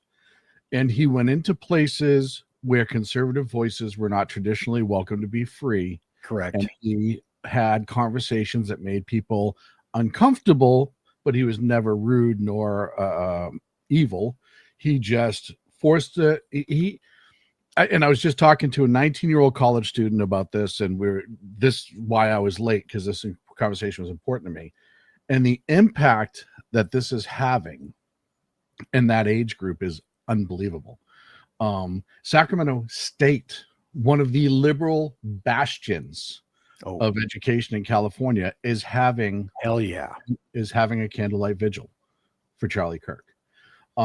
It's going to have the whole point of the assassination, I believe, until proven otherwise. But I don't have to get out my testers to tell you there's electricity when the light's on, right? So based on the information I have, or we have, it's pretty good. He scared them because they were losing grip on what they used to have control of. And I'm not saying it's part of a bigger conspiracy theory. I'm saying that it is an overall effect that caused this, and we can get into that later. I think there was a sleeper effect. I think that when you've told people for years that they're victimized and their lives are going to be ended if this person's elected, or if this is said, or whatever, and words is violence, which means you can justify any violence when somebody's speaking, all of that stuff. But well, that's just it. They wanted it both ways.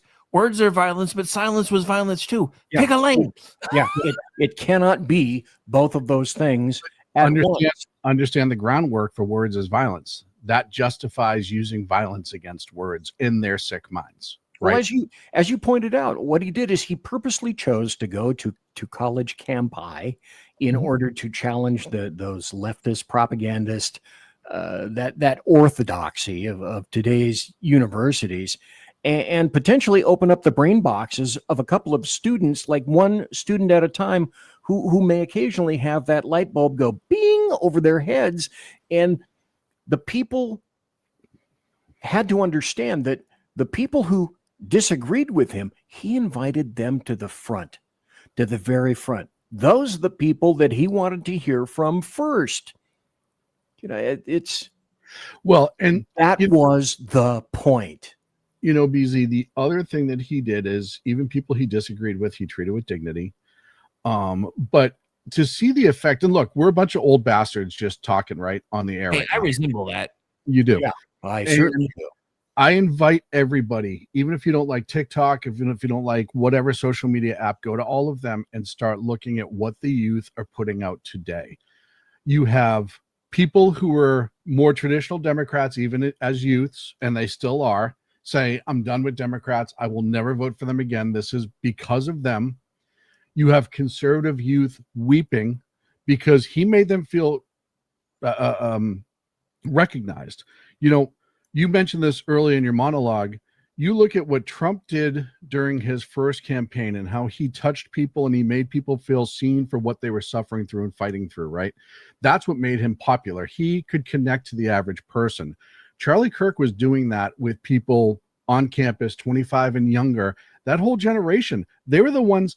Charlie Kirk, this last time, I could make an argument, was the whole reason that Trump crossed the line when it came to the Electoral College, because of the amount of youth that he was able to connect with and the amount of youth that he was able to reach and the amount of youth that maybe had those conservative values but were afraid because of the university or the family they were with or whatever. And he made it okay for them to come out and say it. And he made it okay for them to vote it. One of the things that you said, I completely concur with. The big difference is when he did that, he didn't demean people. And it's all over the videos. I was listening to the show with Rick and the other lady who's, again, I'm sorry, that name escapes me, but her name's Jen. It's fine. But they were speaking back and forth about, his demeanor. What was he like? What does he do? He did this cheerfully. He did it with humor. He did it with humility. He backed it with his Christian beliefs and his knowledge of not only how the world really works, but actual facts. Okay. And the facts are these. Charlie Kirk never shouted anybody down. I never saw that. He wasn't afraid to take questions from people who disagreed with him. He wanted them front and center. He preferred to speak to those people. He hated censorship. He embraced the means and the manner of the debate itself. That's what he went for on all the college campuses. He also did a couple of other amazing things. You watched a lot of people that were there to truly debate him, not the people that just showed up and screamed him down, but the liberals, Democrats who were truly there to debate him. And you watch how many in his videos thanked him for being there and thanked him for the opportunity to speak to them and was respectful to him, because I think they understood he was respectful and kind. The trade-off to that, again, you go watch all the people who had more of the traditional debate settings. You know how they've done that a bunch of times. They take 3 conservatives, they take 3 liberals, they put them on stage somewhere and let them debate. You watch not only the conservatives who were on his side, but the amount of liberals that were on stage with him that formed a friendship. They travel, they spend a lot of time together. and they talked about who he was as a person outside of his politics, which we can all disagree on politics, but who he was as a person and what a wonderful person he was, and how he treated them he was just aces. And I have yet to see anybody who can have a personal relationship with him who has anything negative to say. I have not heard one. No, and I don't think you will. You're going to have probably one or two wingnuts that are come out and say things like, oh, like the ones who are saying, well, he made the whole speech about, you shouldn't have empathy. And that's right. He did say you shouldn't have empathy. He said you should have sympathy instead, because you can only understand your feelings and you can't understand how somebody else feels. They never finished that quote. Well, see, you're seeing this shit too. And like Earl Jackson is wont to say, and so I stole it from him. I said, you can't hate these fuckers enough. There's the New York Times original article, original header. Charlie Kirk, right-wing provocateur. What the fuck? And a close Trump ally dies at 31. Dies? What, did he fall over? Did he have a heart attack? No, he was fucking politically he was assassinated by a terrorist. So in order to clean it up, the New York Times on the right, all they did was just remove, provocateur. Well, yeah, that'll make things better. And dies, not assassinated. Yeah, no, not assassinated, not by a terrorist, nothing like that. So I found this quote from George Orwell. The further a society drifts from the truth, the more it's going to hate those who speak it. And he spoke truth, not to power, but to kids. One of the most powerful things that I think I've heard him say that's been making the rounds lately is because one of his more recent debates was about, the basis of common law and the forming of our Constitution, and how, the Declaration of Independence only mentions God 4 times. He's like, did you bother to read any of the 13 original state constitutions, which mentioned God multiple times and actually had faith clauses in them? He said, not only that, but one of the reasons we have a constitutional crisis today is because we have a form of government that is divined from faith through Christianity. And we now have a people that are antithetical to those beliefs. Those two things cannot coexist. No, Tim Kaine making the ridiculous statement that he made about 3 or 4 days ago. And all of this turned upside down. All of our world's been turned upside down. For the past week, I've been wanting to do this show, okay, about this poor girl. And then we have that assassination happen. I was going to get all over this. And in the meantime, my understanding is that there was a shooting at the same day in Colorado. Yeah. In Colorado. And then there was apparently another shooting earlier today, which turned out to be kind of a strange thing, mistaken identity. It wasn't a mass shooter or anything like that. And that was at the Naval Academy. But the interesting thing about the Colorado shooter, I'm glad you brought that up.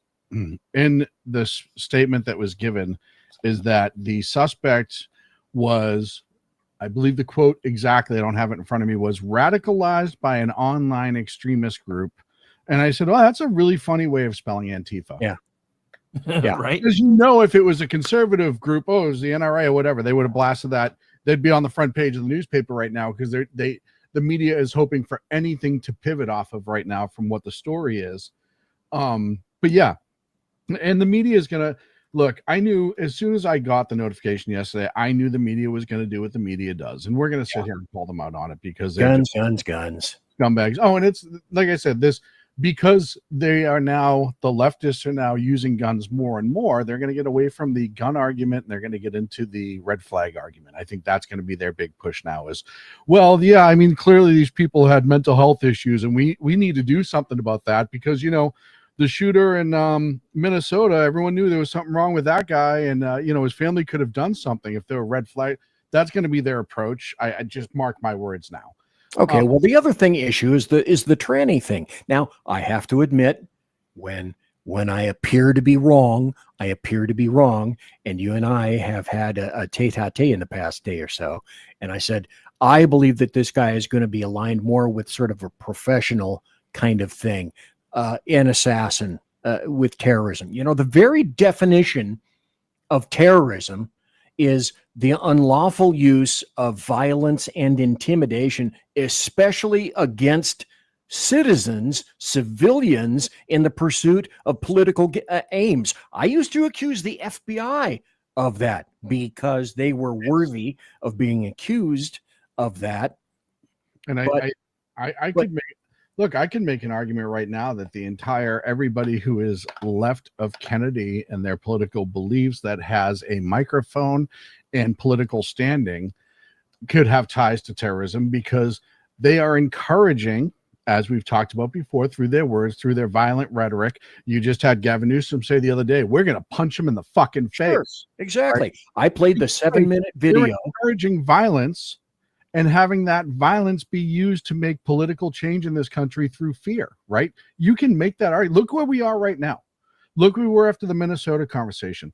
You look at all of this and it's all, well, we're having this conversation. People are afraid. Look, I mean, they're not doing it, but there were talks about, and I'm sure some will start to limit their appearances and heighten security, but that's the change that's already starting to be talked about from this incident. So you could argue that all of their rhetoric that has, as we saw with the Minnesota church shooting, as we saw so far with the bullets being etched with leftist ideology and trans stuff, you could have the argument that this was encouraged terrorism by anything left of Kennedy, any progressive, any lunatic. Look, traditional Democrats, okay, just, you're cool, I'm fine. I know we have our disagreements, but normally that's just finances and who can have abortions. But anything left of that, when you're pushing this ideology of, if you're going to be put in jail, handmaiden tale, they're going to put you in concentration camps if you don't conform. If we elect this person, then your freedoms go away. We'll never have another election again. You have to get in their face, blah, blah, blah, blah, blah. All of that is fear mongering that's leading to events, and those events have an outcome and a goal of changing political beliefs in this country through violence. And welcome to Big E from Mission Ready Men. Good to see you, sir. Thanks for being here. Is Absolutely. He new? I don't know if I know him. I didn't know you knew him, but welcome to him anyway, despite all that. I may have to leave now. I just discovered today that he's a Longhorns fan. I don't know if we can be in the same place. Oh my God. Is this the point where we all do, this kind of the Ronnie James Dio thing right now? You know what, Rick? When I found out he was a Mets fan, I had a long reckoning with that. And I eventually was able to put it aside, because they haven't really done anything since '86. So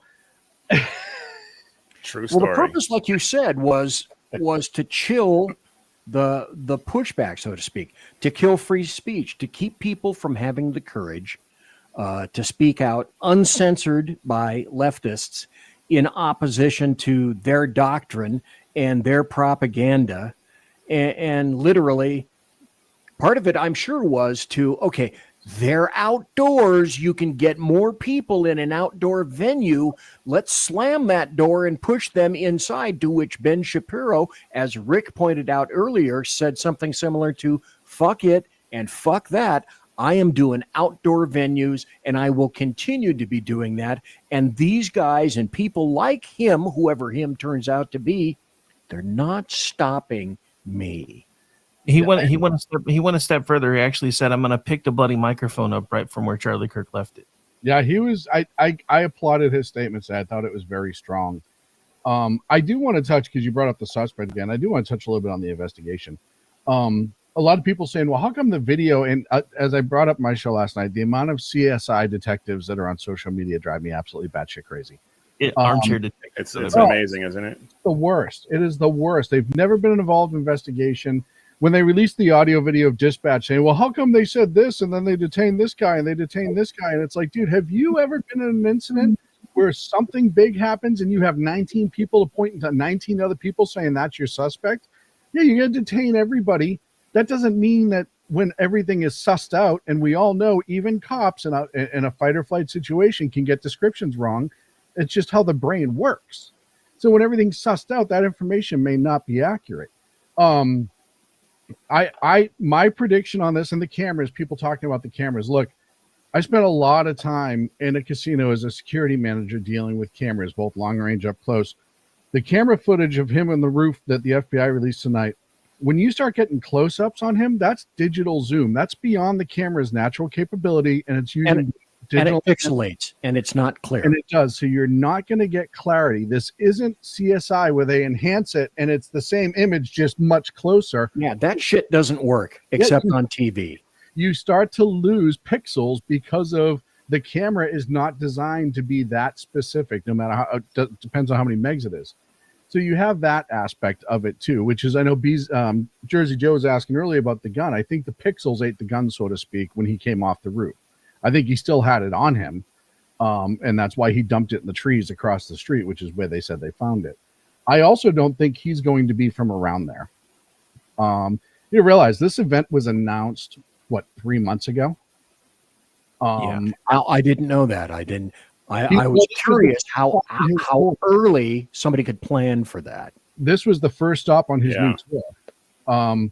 So this has been on the books for a while. So I have no doubt that somebody could have probably driven down from Seattle, Portland, California, Colorado, which is why they don't have any local matches on him, because now you need to go way out. And you know how that works. The further out you get, the longer everything takes.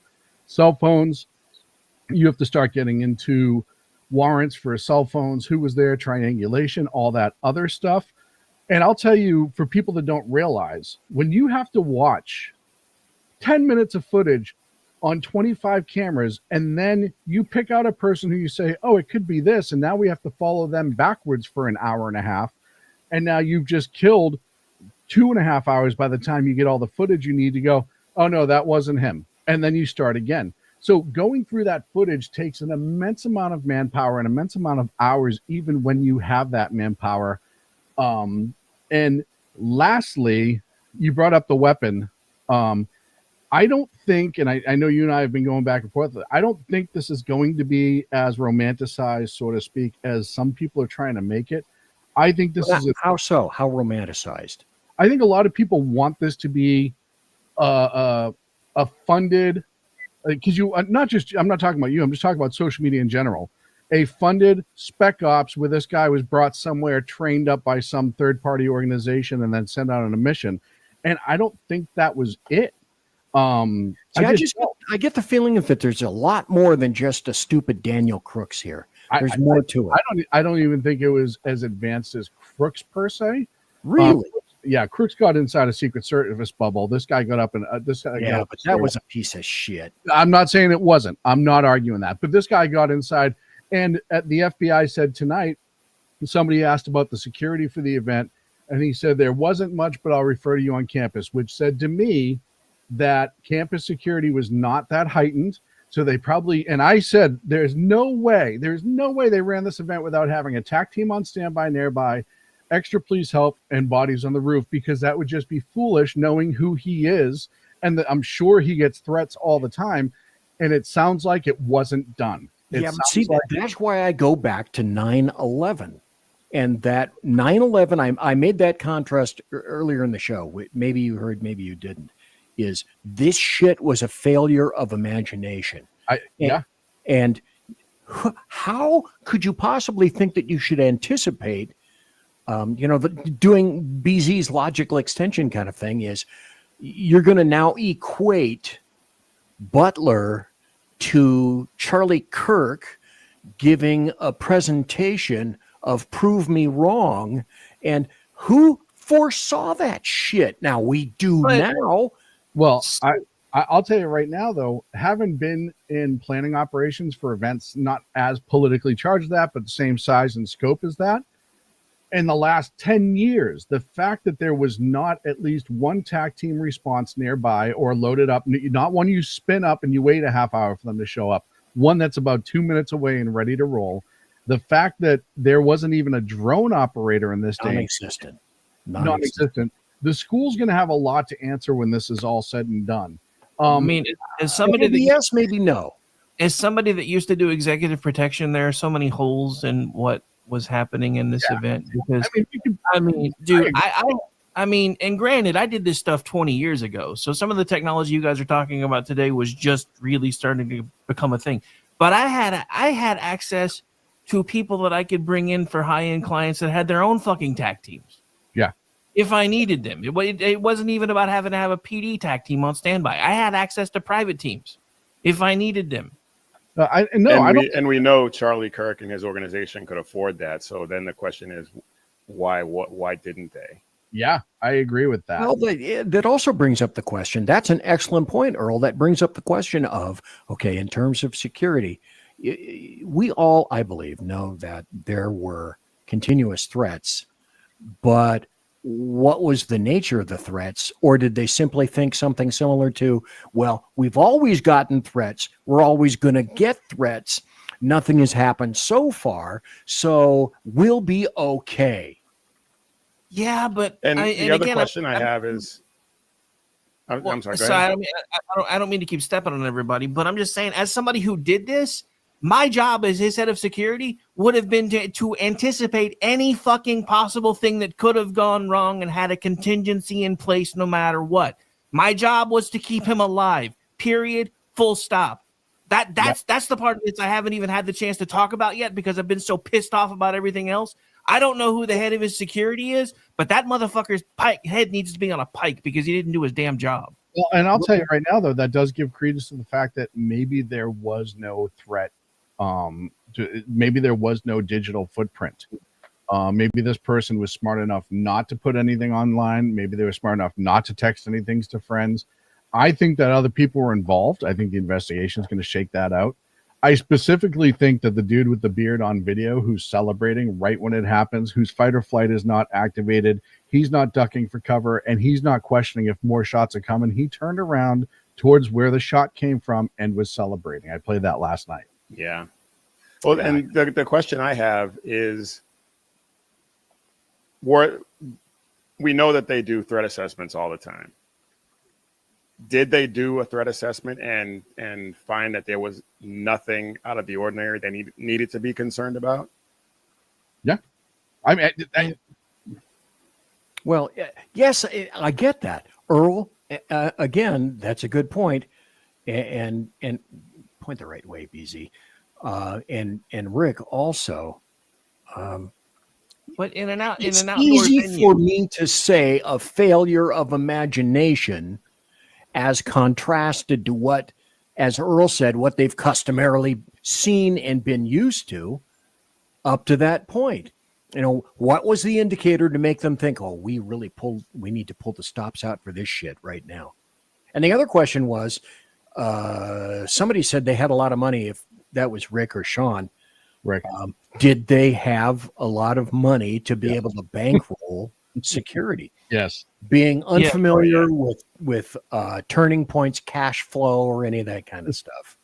Turning Point had the money, and look, they're worth about $250 million right now, if not more, at this point. The last time I looked, which was last year or earlier this year, they were worth $250 million. And that's not a static number. More. That's not a static number. That's rotational. Yeah. And that was after the last tour series, so they'd already spent a bunch of money for that as well. That doesn't even count the non-liquid assets that they can use to pull capital from if they need to. You know, and it's possible that his team, and look, we're all speculating, obviously. It's possible his team said, hey, we need more out of PD, and PD or the university came back and said, no, this is what you're going to get because this is what we have, or we don't assess it the same way. And at the end of the day, yes, executive protection, his personal team carries a lot of weight, but when you're on a university campus, that campus makes all the calls. And I guess that would be true. I never really did anything at a campus, so I can't speak to that clarity. It's working with colleges and universities is very, very weird. Well, and how far can you push security on a college campus in today's environment? At this specific one, pretty far. They have yes. Even before the incident, they have an open carry policy on campus, so it's not an anti-gun campus. It's not a super liberal, over-the-top campus. I didn't know it was open carry on campus. Yeah, I guess it's highly irregular, Senator. But you're in Utah, so While Utah, Salt Lake City and Ogden have a huge liberal population, the rest of the state is fairly conservative. I don't know why I thought it was Colorado. Well, I'll tell you why. And I'll tell you how I found all of this stuff. I was going through X, and the first thing I saw was this. Okay, massive police presence. It was a school, and I'm thinking, okay, well, this was Colorado. This is weird. This is going to go weird. And then these came up, and I mean, like seconds afterwards, this came up. And I'm going to play this because people need to see it. If you haven't seen it, you need to see it at least once. I'm going to look away. I don't want to watch it. Counting gang violence. Great. Counting gang violence. Great. I first saw that, and I have to tell you, for a second, I thought that was a setup. Oh, I couldn't believe. A lot of people did. Yeah.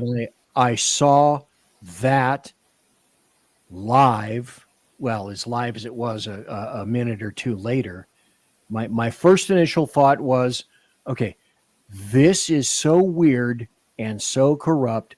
Who would put him up to this or suggest this? Oh, I thought it was AI. Yes. So exactly. it was sent to me with no description. Oh, of course. It was sent to me with no description. And as soon as it started, I was looking for telltale signs of AI in the background, like a wall moving weird or like fixed heads or something. Some pixelating or some weird stuff like that. So I didn't really take it all in initially. And then I as I started like really focus on him, I'm like, wait a minute. It had that kind of unrealistic amount of blood so quickly that I had to play it back. And then when I actually started to watch it, I was like, oh no, that's real. And unfortunately, I don't think he made it past that moment. No, he didn't. What a lot of people haven't seen that I have seen during a lot of homicide classes was no one remembers Bud Dwyer. Oh, I do. Do you remember Bud Dwyer, the guy who was a politician and he got caught? He was gonna get sent up the river for some kind of fraud. He holds a press conference. He hands some letters out to a couple of people who may have been his friends in the audience. Cameras set up right there. It's live. He has a manila bag. He pulls out a Smith 357, puts it under his chin, and pulls the trigger in front of everyone. I remember that. I was in my kitchen when I was a kid. I remember seeing that. Yeah. I remember seeing that like it was yesterday. And once my brain frazzed, I have to tell you, when I saw that. But when I started to gather, I first thought, fuck, that's just like Bud Dwyer. Yeah, and I mean, you know, the amount of conscious shock, and you know, we've all seen horrific things up close and personal, way past the amount that we've wanted to see in life, and even that one got me. And it wasn't. I wasn't even like, oh my goodness, Charlie Kirk, in that exact first moment that I saw it. No. Obviously, after the fact, you know, you start to really understand what just happened. But I was more shocked at and I said right away, it has to be a heavy round. It had to be a heavy round to do that much damage. The way he seized, he never tried to do the defensive grab, nothing like that. You know, even Kennedy grabbed for his throat the first shot, right? None of that happened. And that's, I mean, I knew the amount of damage was beyond survivable dramatic. Yeah, it looked, when I saw it, there was no coming back. I mean, that was it. You could put him in an ER, an operating chamber on a table at that second, and you would not bring him back. Now, Cheetah says, with Charlie, where local law enforcement told them to not even do the event because they couldn't secure it. Now, I wasn't aware of that. Had someone, to your knowledge, anybody here, had anybody said to him that, hey, we can't secure it like we should, you shouldn't be here? I had heard nothing about that. I hadn't heard that at all. No, I hadn't either. Yeah. Okay. And also, I mean, anything's possible.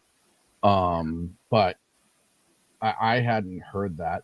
I do want to talk, because we're just talking about the incident, the rifle choice. And I heard what you said earlier, BZ, like the common practice is to go out and get an AR. And my only thought was, if this screwball maybe he grew up shooting that rifle with dad in the backyard or grandpa, and that's the only thing he had access to. But see, that's the first thing that I thought, is because when we had sniper teams, I went out for SWAT. I didn't make it. I wasn't cool enough for the Zippy boys, but we had to do, we had Remington 700s and a couple of them with unilateral scopes. Many of them still use it the same today. You know, and my thought was, okay, you got a bolt action that tells me that whoever the hell this is more serious than someone that goes and plucks an AR off of your around the corner store for guns. The other thing I want to bring up, by the way, Mike asked in chat, are you going to take a break? And for right now, I'm not doing any music. I'm not doing any breaks. I'm not doing any promos. If you need to go to the electric vocal chamber, then do it now, because this is basically all talk. Be like this get a bottle. Yeah, there you go. Do what I used to do on a stakeout in a milk jug. Mm-hmm. Oh my God, that dates me. Milk jugs. Jesus. Oh God. Okay. I pulled this up from, I think you put this in the SHR chat, Sean. Probably. I think. And okay, let me throw a theoretical out there in consideration of the tranny bullshit that we've seen in the past, and the school shooter, the Catholic school shooter, and the one that's in Louisville. This guy engraved transgender, anti-fascist ideological markings inside the rifle that authorities had. The older model 30 caliber, probably 30-06 sounding rifle, was discovered in the woods. What do we do? What do people do if it's discovered that, oh yeah, this is in fact another fucking tranny shooting? Well, first and foremost, let's talk about the weapon, because everyone's been, it was originally identified as a Mauser, which I think the Mauser 98 or the 18 are the two most common. I did an AI comparison and it could not verify it. But it did say it was most likely a 30-06 just based on the dimensions that it could pull from. Yeah, no, I don't think that was the Mauser. If you look at the Mauser 18 or the Mauser 98, which are their more modern versions, because Mauser still makes firearms, I wonder if it wasn't, somebody said it's like the old Mauser and they meant bolt action. Because the more I look at it, the more I think it could be a Winchester 700, honestly, which the 30-aught would work with, would fit that. The scope on it, looked like a standard Bushnell, but the setup on it, and I forget the name of the former Delta sniper who's on X who was talking about this last night. And he said the settings I can see, where the rings are in comparison to where the glass is, how the optic was set up so far forward in the rings or back in the rings, I can't remember which one it was. He said that was not somebody who was a professional. He's like, there's no way that if you're going to take a professional hit and that's like a do or die situation and you're being paid to do that, you're not going to go in with that janky of a setup. He essentially said that the glass alone was a huge tell that it was not a professional who is doing it.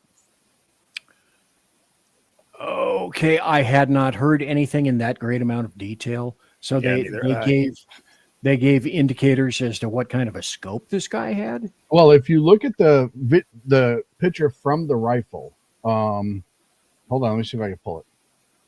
Yeah, if you have that, I would be interested in seeing it. In the meantime, the place. Rick sent me this from PJ Media. Charlie Kirk's murder. Stop calling evil the left. There's not much to it. It's actually there's not much to it. It's actually just a short video. But I just thought that the title was enough to kind of prove your point, because you've been saying all night this is good versus evil, and what he's basically saying is the left is evil. Stop calling them the left and just start calling them evil. Well, I not can't wrong. I can't disagree with that. You know, fundamentally, we get down to something like that. You know, it's like, Rick made a point earlier on his show today when I dropped into chat, and so you have to wonder, like Rick Robinson posited, I think it was last night and this morning too. Do we deserve to continue on this planet as the people that we are right now? And I wish I knew, and I do not for a fact. You know, and for those who are praying for Democrats and people on the left, and I clearly acknowledged in chat today on Earl's show, to pray for them, you are an infinitely better man than I will.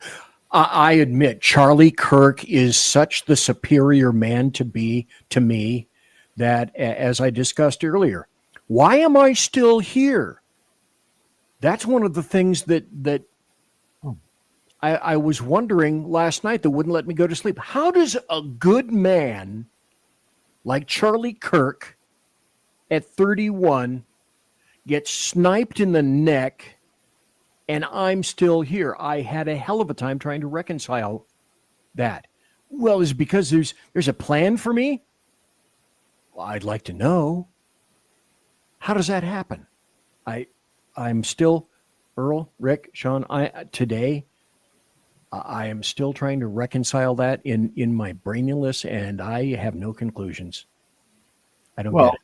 I mean, you could apply that question. I mean, I could apply that question to so many places in life as to why I've been fortunate in many situations, and other people who I think are more deserving haven't been. I could bring that back to my father. I could bring that back to my son. I could bring that back to so many other things. But thank you. Jersey Joe just put it in the chat. That's the one I was looking for. Thank you, Joe. And I think it does bring up the statement, ours is to question, ours is to not question why. You know, it's, if you believe in a higher power, there's a grander plan, right?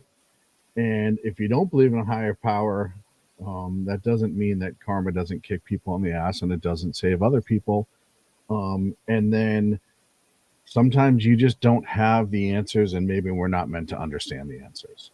Maybe our feeble little brains cannot figure it out. And as smart as we think we are, and as awesome as we think we are, and all of these things that we convince ourselves because, you know, we watch CSI and we know how to solve crimes all the time, and we're the best fighter jet pilots whenever something goes wrong with the plane, and blah, blah, blah, blah, blah. The simple fact of the matter is, hey, I've watched Iron Eagle like 15 times, bro. Don't. No, listen, if you're not an F-16 expert by now, I don't know who is. Yeah, I've watched Top Gun and Maverick, where he flew an F-14 in both of them, pal. I got you beat. Damn. Actually, did you have a backseat, or did you have your own Rio? Hold on. I also, oh God, you had to say that, and I had the movie in my head. What was the other one with Kirk Douglas where they go back in time, World War II? Somewhere in Time. Was it? No, not Somewhere in Time. Shit. No, the Philadelphia experiment. No, I can't think of it. I can't think of it either. It's such a great movie that people forget exists. The Manhattan Project, was that it? No, that was not that. No, that didn't. In the private chat, I threw a link for you. But you know, I there are times that I just think our feeble brains just can't wrap around what happened, and for whatever reason. You know, But there's a million times I've asked myself in my life, how did I get this lucky? Well, we've seen stuff like this. Oh, I'm sorry, Earl. Go ahead. Let me take this down. Well, I was going to say, from my perspective, being a Christian who does believe in God, and I do, but I'm conflicted. Well, and it's not an easy thing to deal with, and it's something that I struggle with early on as well. And the fact is, bad things happen to good people. It just is the way it is. It's the nature of the world that we live in. And I also believe that we are made in the image of God, and we have he has a plan for us that we can either choose to pursue or not. And I believe that Charlie Kirk was pursuing it. I believe that he was, it's obvious he was a Bible-believing Christian and was pursuing what God had for him. And I am of the opinion, and I could be wrong, but I am of the opinion that he had done everything that God had for him to do on this earth.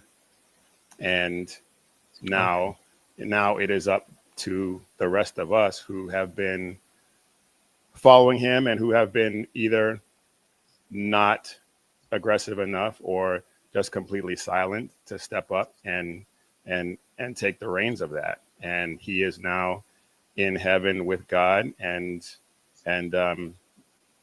having a great time watching the rest of us carry on his legacy. Okay, let me put this up right now. Sean sent me that in a private chat, talking about the gun. Gun recovered in Charlie Kirk assassination revealed an ammo bore pro-trans, anti-fascist messages now say, this thus endeth the discussion at this point. So what do? I get chicks with bras underneath a gun. What the hell? Yeah. What is going on here? But okay, worry no more. There's the gun. Bolt action, 30-06 Mauser rifle. Now, this apparently is a photo of the gun that was recovered near the scene. Okay.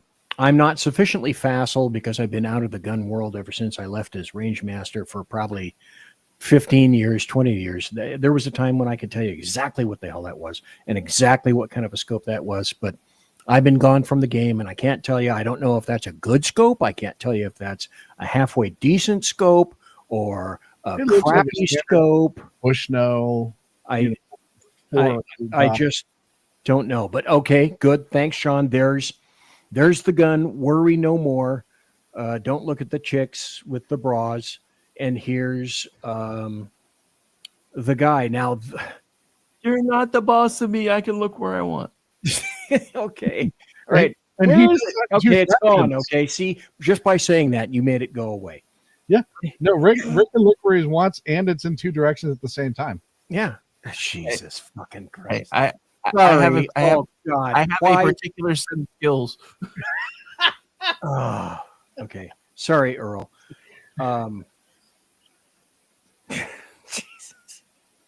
Thanks, Sean. Good. Okay, there you go. That's appropriate. Cover thy face with thy hat.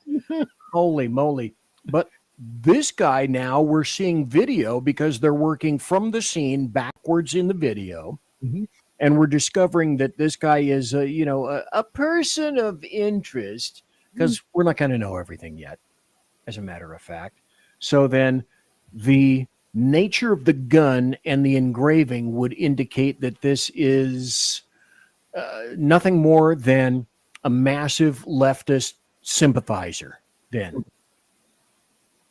And then if you look, I can't embiggen this anymore. Can I? No, I can't. Sorry. But I saw on one of the programs earlier today, this right here is a flag and an eagle. And gosh, wouldn't that be the perfect shirt to insinuate yourself into a Charlie Kirk get together? And the answer Absolutely. is yes. Of course it pretty would. much. You I bet mean, it would. What else? I mean, that's absolutely the best way to fit in. And then there's the courtyard and whatnot. I had another overlay that I used for a moment, and here's the one that I had. 200-yard shot. I'm not so sure that it's from the blue roof. I'm thinking it was more from the gravel roof. It was from the gravel. They showed a picture with evidence markers of his shooting position that so many people kept calling a nest, and I'm like, that is not a nest. It's just a shooting position. It's a flat roof. Okay. He didn't have a build. He wasn't hiding. He didn't have a whole bunch of material set up. It's just a shooting position. But still, not a bad shot because you're shooting from elevation down into a pit, and the overhang is the tent, the prove me wrong tent under which he sat. So I don't think it's the easy chip shot that everyone thinks it was, especially if you're doing it with I don't know much about Mauser, nor can I tell you anything about the inherent reliability or quality of that particular rifle. I think a hunter who has moderate experience can make that shot. I don't think it's that difficult. People calling him a sniper, that's a bit much. But well, the other thing that I think Rick or Sean sent me was this. They released the picture of the rifle. Let me embiggen that. That's a little bit better, but not exactly quite. Apparently some kind of a polymer or plastic type stock, etc. Let me see if I can go to the next photograph of the guy. Well, and that's can't get much clearer. This is one of the things I posted about earlier. That's an AI That's AI. original. Okay. Look at the shirt. It's different than the one the FBI It released. is. Wait a minute. For the first and probably only time tonight, that's not the logo that I saw earlier on that shirt. So yes, you have to be. The suspect in the FBI photo appears to have some sort of mark or cut on the left side of his cheek. And I couldn't tell if it was a scar or what, but it's a reddening that's right up or just under his orbital bone. Okay. I sent you another link, BZ, from X that'll show you. This is a photo taken from the shooting position. You can see the evidence markers. You can see his indentations. Look, there's the answer to the movie right there. The final countdown. Jack got it, but Rick got it too. Okay, let me see if I can go pull this out and copy this. Okay, I'm going to display very shortly, which is the only way I can do it because I'm only 5'9", and I've probably shrunk at least an inch since then. At my decrepit age. All right, let me put this. 5'9", so you're not short, damn it. Okay. Because if you're short, I'm short. I don't want to be short. I'm not overweight. I'm just under tall. Come on. And here's, let me see if I can make this bigger as well. The sniper's point of view. And so apparently I'm to believe that the red objects down here are possibly flags, evidence flags for something that they found here. Indentations. I'm guessing probably knees, elbows. If you look, there's 5 of them. It looks like knees. Yeah, and then there's something up here, and then whatever the hell that happens to be. That's probably a marker. It might be an ID marker for the entire scene. Okay, God, fuck it. Sean, okay, I'm taking some of my stuff back. Jesus, mister, you're a hard man to crack. You're a hard nut to crack, damn it. It's almost like I used to be really good at what I used to do. So I mean, I wouldn't go that far. Given this view with a scope and a bolt that locks very nicely on a 30-06 round from this distance, okay, I can see what you mean. So, I mean, honestly, guys, that's kind of, I mean, as somebody that, has firearms training and has taught my children how to deer hunt, that's a chip shot. I'm sorry. I just don't. I don't even think it's a full 200. I think that's closer to 150. So I have to concur. Based on that picture, I would agree with that. This is A, a view I'd never seen, and B, this is a wonderful view. Fuck me using the word wonderful with No. For but evidence, it's a great illustrative example of what was seen, and now to me the clouds are beginning to part in terms of, okay, now I'm beginning to see. Now let's look at this, and there are various there's all those blueprints and stuff that Sean was talking about a second ago. Maybe he was good at his job once upon a time. There's a tag. I was good one time. The rest of it I was terrible at, but one time I did it okay. Okay, Toby Keith. But again, this is a great shot. That was a great series of a couple of shots where we get to see basically what the ERTs were saying. And I'm going to explain something really quick to people who may not understand and people that aren't of this show. BZ is a photographer, or was a photographer back in the day. So when he's saying the word shot, he's talking about the photography shot, the photo itself. Well, yeah, I was the skill of the person who assassinated Charlie Kirk. I just want that before somebody cuts it up and edits it and says something stupid. I just want bastard, stop doing that to me. That doesn't happen on the internet. No, God, no. Never. No. As I hastily edit. Never mind. Let me put this up because I think this was an indicator of where Charlie had been going and where we had been going for quite some time. This was from Charlie Kirk himself, April 7th, not far ago. The assassination culture is spreading on the left. 48% of liberals say it would be at least somewhat justified to murder Elon Musk. 55% said the same about Donald Trump.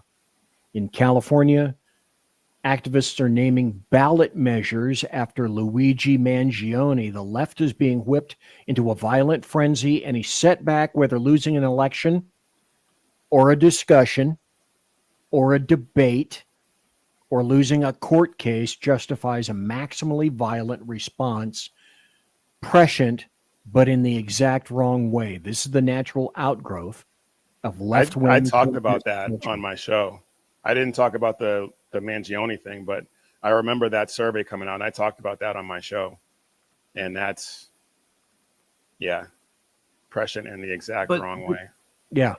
This goes back to the same questions that I've been asking now for the last few days. One, are we even worth saving anymore? And two, if we determine that we are worth saving anymore, how do we coexist with people that want to murder us? Yeah, I don't think we can. And they're telling us that they want to murder us. 55% of these people are okay with assassinating political figures to get what they want. Last I checked, that's basically a real world textbook definition of fascism. Well, if you want to know a website of a truly evil organization, and I don't know, Earl, maybe you can think of a better word than I can of the Southern Poverty Law Center than an evil bullshit left-wing racist sexist organization. I think that about covers it, BZ. They quantify Turning Point USA, and they put Turning Point USA and Charlie Kirk by dint of the association.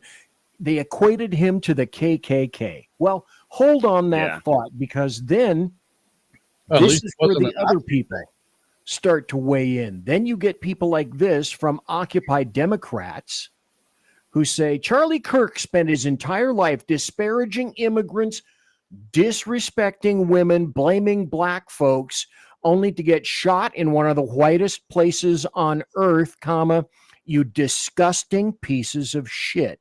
Mm-hmm. To make comments like that. And then, of course, there's this. But wait, let's go through this. Here's the other people saying, oh, look, Trump next, do Trump next. Charlie Kirk is dead. Yay. One less misogynist piece of shit. Learn to spell, fucker. on the planet. Do Trump next, not sorry. Trump next, Trump next, Trump next, do Trump next. Charlie Kirk is dead. Trump next, Trump next, Trump next. You do have to take into account, though, with a lot of these, how many of them are Russian and Chinese bots. One of the things that I've been doing with all comments like this is I go in and I start looking at when they made their account and how many followers they have. And if they're over 3 years old and they only have 25 or 100 followers, well, if you're at all active on X, you're going to naturally have more than that. So that just means you're only showing up and using that when the bot is activated.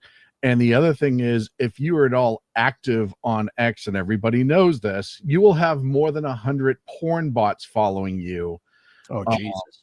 So I always look at those accounts, and anytime I see people arguing with a bot or somebody who has a really weird name or it just doesn't fit, like John Smith 15976, then I go in and click and I'm like, oh, your account was created in 2018. You have 34 followers and you've only posted 8 times. You are in a Chinese or Russian bot farm. You are most likely not of or in this country. Comic artist, no, they did not. Thanks for being here, and thanks for the question. Great question, but no. So one thing I don't like about Grok being integrated with X now is I used to be able to trip up the Russian and Chinese bots because I would speak to them in what I assumed was their native language, and half the time they would slip up and respond back. And now it automatically translates. So fuck you.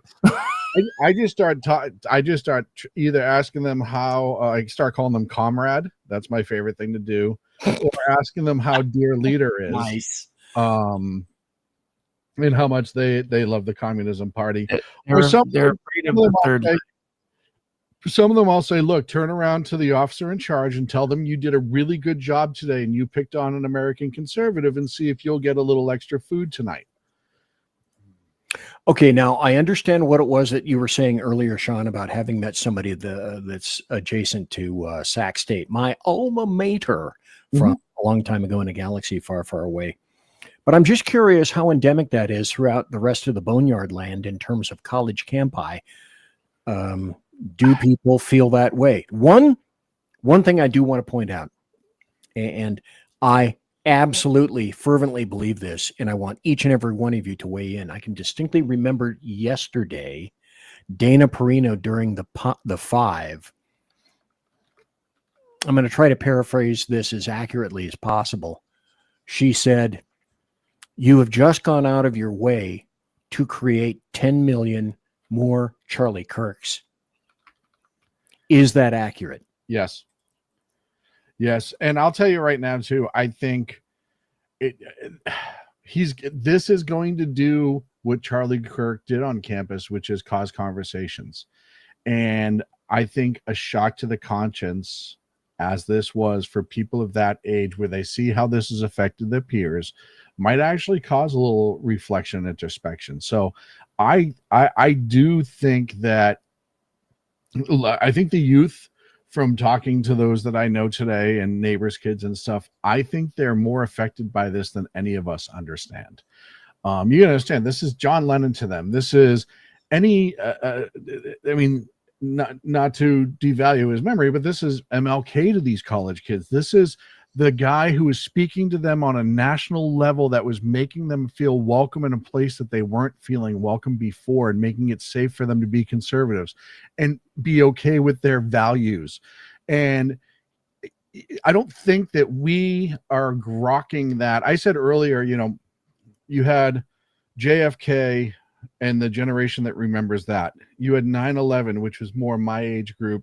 That was our JFK, where we're like, holy shit, the world just changed. I think for that age group, holy shit, the world just changed, because he was doing everything right by all metrics as far to how to outreach, how to communicate, how to disagree respectfully, and how to debate, and they killed him for it. And that alone is going to change their opinion for a long time. And I think people that even necessarily didn't agree with him are at least sympathetic to that. And a lot of them, like I said, I spent a lot of time on social media seeking that age group out for this context. And you will see a lot of them, even those who said they were Democrats before, are disgusted by what happened. That's that's how a generation gets changed. Well, anecdotal evidence that supports this. One, ACB, a Cosmic Bard, has a son that we lovingly call EP, short for executive producer, who is in high school. 75% of his school was distraught today. Clay Travis put out on social media today that in his son's high school, his sons who hate wearing suits and ties, all of his friends, all of the boys in the school wore suits and ties today to honor Charlie Kirk. Now, whether that is something that is going to remain, we'll have to see. But I do believe one thing, and I said this earlier today. This is that generation's 9/11 moment. Every single one of us, probably for BZ, probably more Kennedy, but for those of us that are around the same age group, we all know where we were and exactly what we were doing when the first plane hit. That's this moment for them. Years from now, they're going to remember exactly where they were and what they were doing when they found out that Charlie Kirk was shot and then eventually found out that he'd been assassinated. Well, there's some things that I discovered about Charlie Kirk that I had no idea. And then I want to ask you guys succession planning. Number one, I've told this story before, and Rick had to explain in the show to the other people that were, for the leftists that were watching Rick Robinson, he had to explain what an autodidact was. I went in and I self-taught myself. I was the world's worst student, but I loved history. But I went on to college because I was a moron. But swallow. Yeah, Jesus. So I didn't know Charlie Kirk had not gone to college. Yes. I had no idea. And I didn't know that he was, God, what did somebody say? That he was on TV already and was politically oriented at 12? 18. Was it 18? Okay. So then his first appearance was on Fox and Friends 2002. He actually skipped school as a senior in high school to do the morning show. You know, he jokingly referred to it later as Charlie Kirk's day off. But see, that's a wonderful thing when you have somebody that is that intelligent, which proves that education is clearly overrated, and as is the bill that's tagged with it. But then yesterday I saw, I must be honest, I was not that aware of Charlie Kirk. I knew that he was associated with, but had not necessarily created Turning Point USA.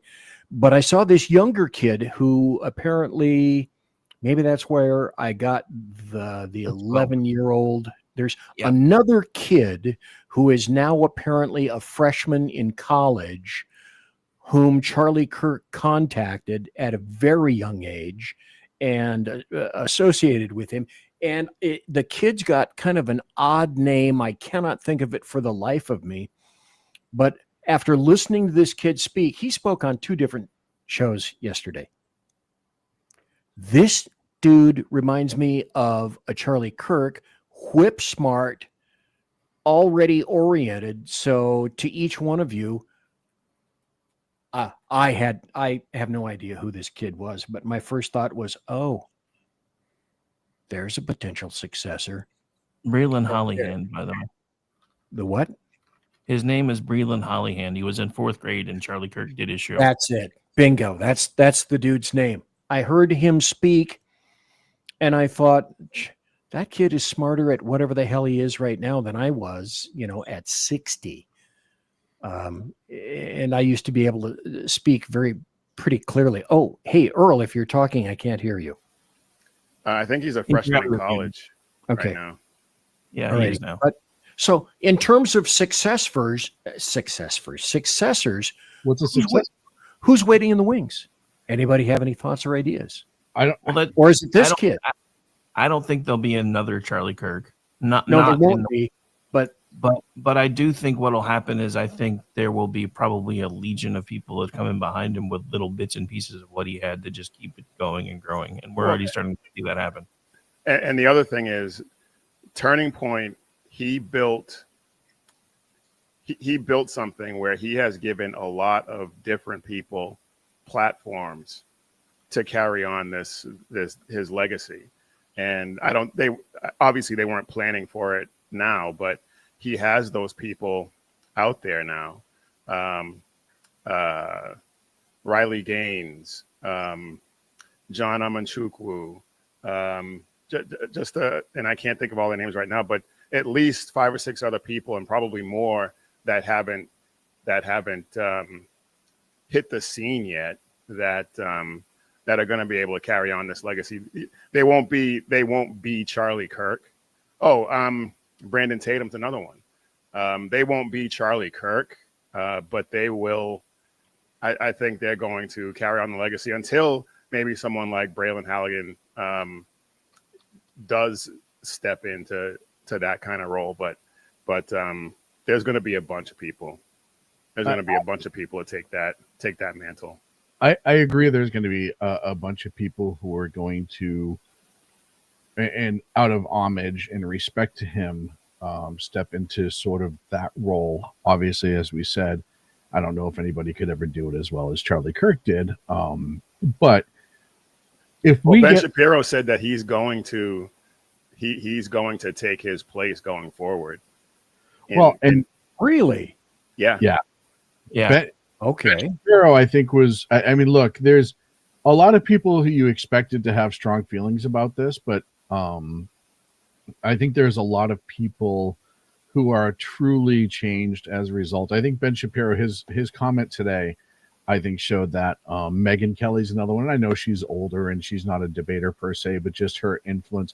There's a lot of people out there. I don't know if anyone will ever be the next Charlie Kirk, because part of Charlie Kirk was being so good was that he was Charlie Kirk, right? It was part of his personality. He just had that way about him that was fantastic with people. But I say this, you look at all the people that Charlie Kirk was able to reach and touch, and you look at all the people who minds that he changed, and he did. You saw, like I said, go to social media, you see so many former Democrats say, I changed and saw the light, so to speak, because of Charlie Kirk. And his debates are people who he engaged with specifically.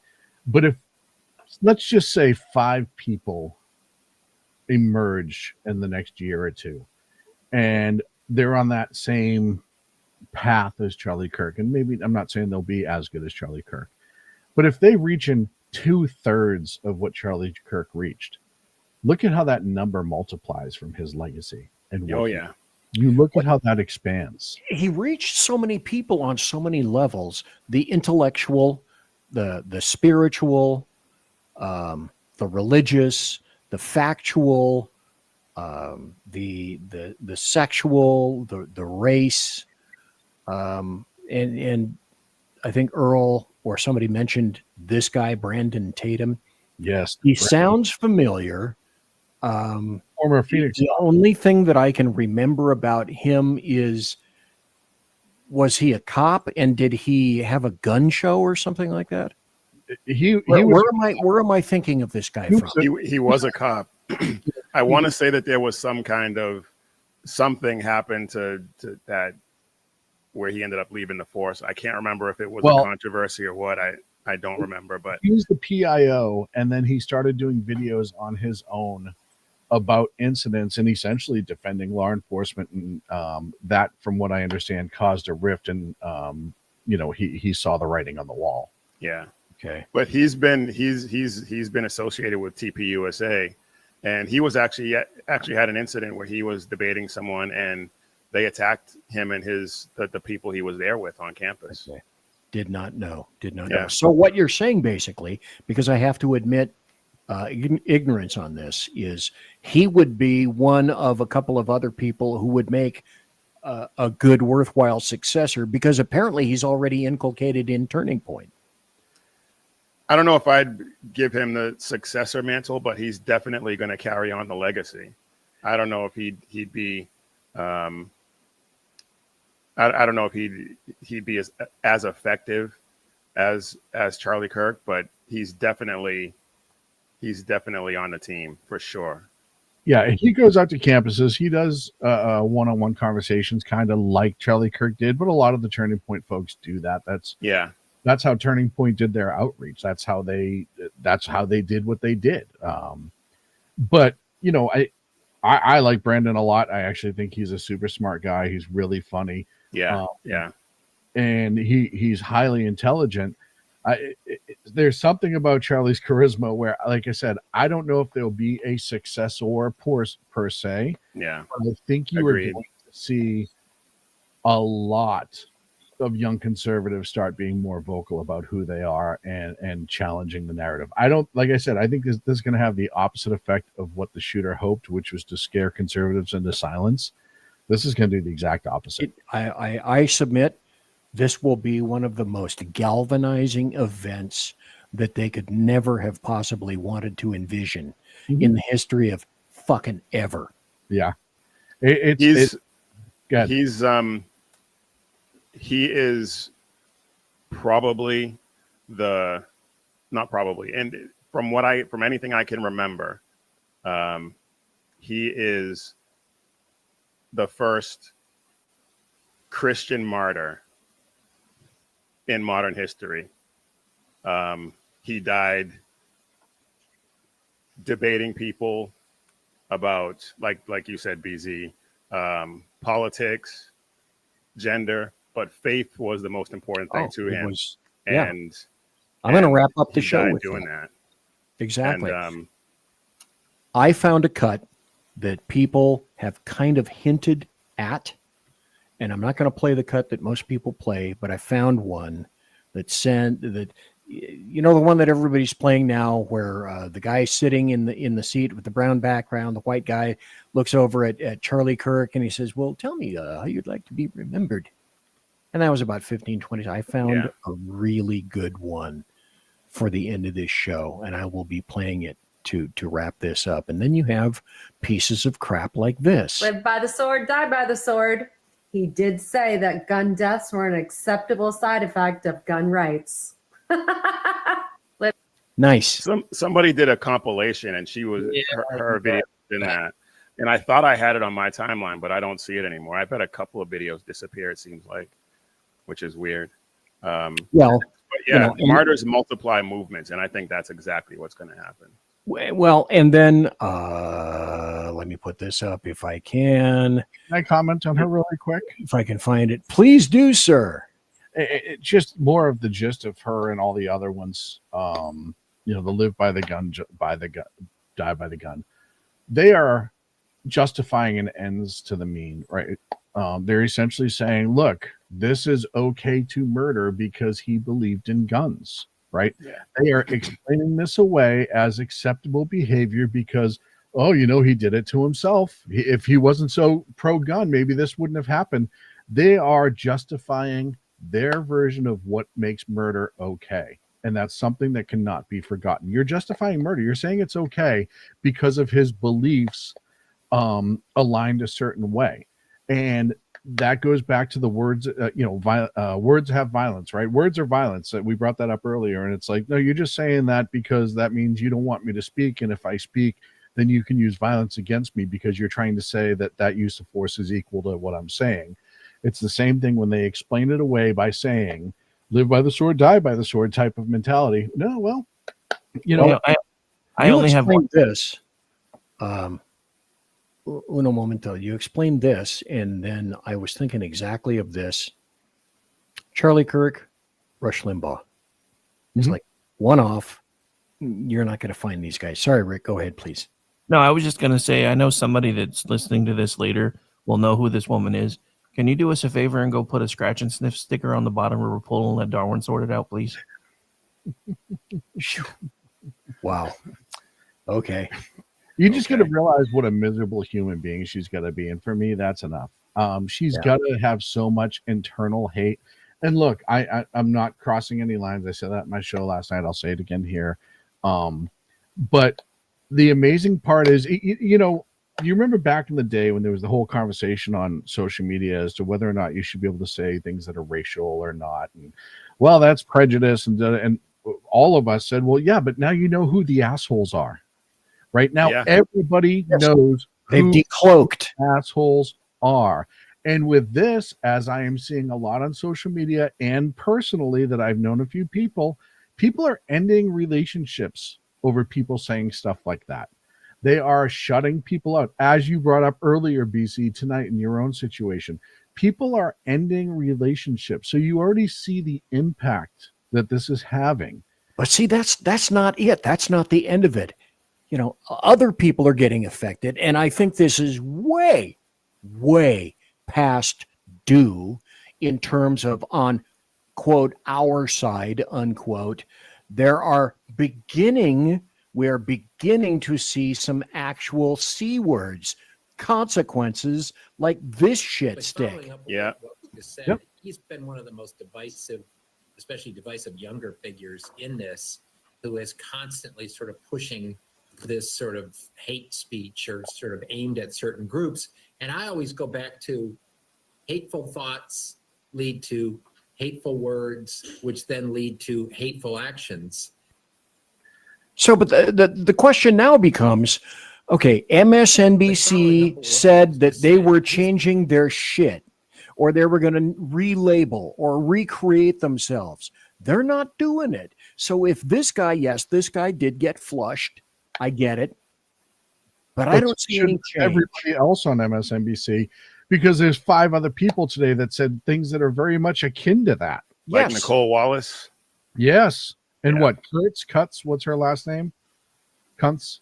I'm not sure. You know, and one of this age-old monster classic that everybody has played so far, so why not me? We're in a war right now to save this country, and so you have to be willing to do whatever is necessary in order to save the country. Okay, is that not essentially straight out of Antifa? Oh, it 100% is. Yeah, absolutely. You know, it's And like, they're saying that violence by is any means necessary. Fuck it. Yep, violence is acceptable in order to save the country. And I brought this up today, and I think I put it on social media. You know, the biggest difference between the left and conservatives, the conservatives are trying to save the country as we know it and to make it constitutional as it was designed and has made it successful through all of these years, however imperfect. The left is trying to take this country, all of its value, all of its worth, all of its history, and change it into something that it was never meant to be. Who is the good and who is the bad? You tell me. Well, let me see if I'm going to put this up and you tell me. Let me stop it here. Is this the person that you were talking about? Yeah, and again, emphasizing. Oh, Katie Tur. That was close. Details of this, that we don't know if this was a supporter shooting their gun off in celebration. Oh, this motherfucker. Yeah. But following up what I was forgot just about said, this one. Okay, let me go down here. Is Before this we her? get into, you know, Katie Tur, you know who her father is? Her father is the guy that, quote unquote, transitioned and then grabbed Ben Shapiro by the neck and told him he'd leave in an ambulance. That's her dad. No way. Yes. Serious? Yes. Holy. Okay. A little bit we'll of go trivia on. there for you. Shit. Okay, didn't see that one coming at all. Okay, well, I can't play this right now, but in any event, let's continue. I want to go to I already hit that. Damn, and I spoke about that. One thing I didn't mention, I said this at the beginning of the show. This was a bad week for me and for you and for everyone else here. And I want to mention it again because this gentleman, who is the doctor of anthropology at Boise State University, Dr. Jeff Meldrum, passed away today at the age of 67 from brain cancer. Oh, he wasn't feeling well, and canceled apparently a conference last week. This came out of nowhere. His son came on social media, and I met this guy in Broomfield, Colorado, at the Bigfoot Investigative Group conference. And this guy is He would be the Charlie Kirk of the world of anthropology and Bigfoot. This guy can think on his feet like no one's business and give you a convincing talk in 20 minutes that would make you believe that the Gimlin, the Patterson-Gimlin film, he believes is actually 100% correct from 1967. And after listening to him speak for an hour and a half on that in great detail, you would come away convinced. So this guy was big, huge, kind, smiling, very conversant, extremely nice to me, signed whatever the hell I wanted, took as many pictures as I wanted, humble, intelligent. I can't say enough good things about him. And today he left. This week has sucked. I actually, it's you mentioned sadly the brain cancer, and somebody that I know 2 weeks ago camping with their kid, 10 years old. Everything was fine since they came back. Nausea, sickness. Long story short, they found out this past weekend that the child had brain cancer and needs surgery. And how old? 10. Wow. So it's just it's sad. It's hard for a lot of people right now. And you know, again, we talked earlier about, you ask, why am I still here? Why do I get to, you know, and you have to believe that for whatever reason, no matter what your beliefs are, you're still here for a reason. You still have to look at the good that you do have. You know, life sucks some days. Life's hard some days. There are days that none of us want to get out of bed and deal with it, you know, but we still have good shit that happens in our life, you know, through all of my personal struggles and issues and blah, blah, blah, blah, blah. I still get 2 great kids. Right. And I have to look at that every day as like, that's my blessing. That's my reward, whatever you want to call it. On the days that I don't want to, I don't want to fight that day, and I don't want to get up and do all the things that I know I have to do. And I just kind of want to like throw up my hands and open a bottle of bourbon, which happens later. Don't get me wrong. Right. Exactly. As expected. But I think about my kids and I'm like, okay, here's a little blessing. Let me point this out. And then whoever was going to go next. This is great. There's a person in chat called Cy Tyson. Good afternoon. Afternoon, of course, which means that they're from New Zealand. Appreciate the streams, and I pray for your country. Keep up the good work in regards to your channel. Big respect. So kudos and acknowledgement to Cy Tyson. Thank you for being here. We appreciate you for taking the time to be here, because we recognize that, especially now, this is a late night show. Well, maybe it's a daytime show for you. So that's good. So, you know, anyway, I'm just having to look at my face during the day. I am always impressed by people that come from afar and by way of the internet, make new friends. Camera was up. We'd like to invite you here, Cy, anytime. Watch any of the SHR stuff. Watch any of the KLRN stuff. Rick would love to have you. We would love to have you come back any and every time for any of the shows that. And well, I have to say, quite frankly, we are honored to have you here. So thank you for showing up tonight in chat. Thank you, sir. If you're a sir, thank you. We can't tell anymore. We can't see you. So we're just going to have to make the assumption. Damn it. Hey, I know you only got like 12 minutes left. So I want to say this now because I know you have videos to play and all that stuff. Maybe not. Who knows? But I want to thank all 4 of you for giving me a reason to laugh tonight. And even with this really difficult 24 hours in this country. And you have an extra voice in your head, sir? Because there's only 3, not counting you. 1, 2, 3. Oh, the chat room. I just, to be able to kind of yuck on here like we normally do and still be able to poke fun at each other and just try to have a good time, and all of the difficulty and darkness that we often have to report and discuss and commentate on. So it's I just want to thank all of you, including chat. That's the 4th. It's like the 10th player award. The chat's the 4th guest. Hey, it works. Prove me wrong. That's true. Okay, Charlie. It's like graveyard humor. It's like being a cop. Everybody here at one point has been a cop. People may not know that, but everyone here has been a cop at one time. And we have graveyard humor. And sometimes people think that it's incredibly inappropriate. But the humor that we see, especially when you work in homicide or wherever, child abuse, any of the other places that I've worked or any of the other people have worked, if you don't keep a sense of humor about you, then your brain will destroy you. Yeah. And so humor is funny because it contains elements of truth. And when we poke fun at things here, we're poking fun at the truth. But it's a coping mechanism. And when we finish up this show, we're going to all cope in our own separate ways. And we're going to get together individually and separately again at some point, and we will get through this. You need to appreciate the shenanigans and the tomfoolery while you have it. I first went through this, and I cannot tell you how. I swear to God, I'll pistol whip the next guy that says shenanigans. There we go. That's what I'm thinking.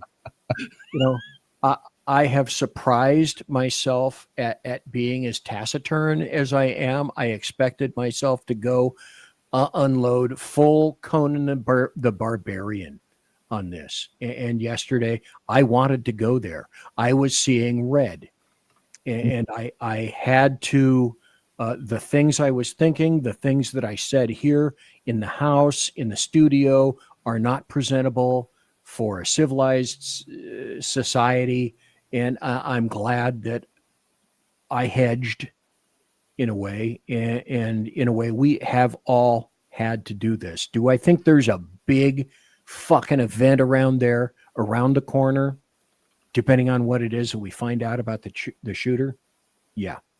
Some people have said, this, whatever comes, is going to affect the kids. I agree. Now, it can affect the kids sooner, or it can affect the kids later. But it's going to affect the kids, because we cannot, if there's one thing that I believe is, at least for a while, we're not going back. We've crossed the threshold. We don't know we know what the threshold looks like, but we don't know exactly what it's going to become. Whether it will become a massive shitstorm, and if it does, the people here will fight when necessary. We hope that it doesn't get to that point. But we all individually and collectively wonder, can we ever go back to the way it was? I don't think so. No. So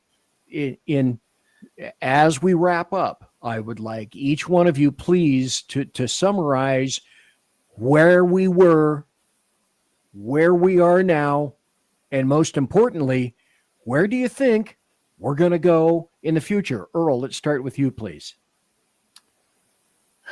I think we're going to be in a period of mourning and reflection for a little while. And I think that the legacy that Charlie Kirk started, between that and all the other things that are going on, like the murder in North Carolina and the murders of all these innocent women at the hands of illegal alien invaders, I think all of that, coupled with the left's soft on crime policies and everything that's led up to this, I think that there is going to be a reckoning.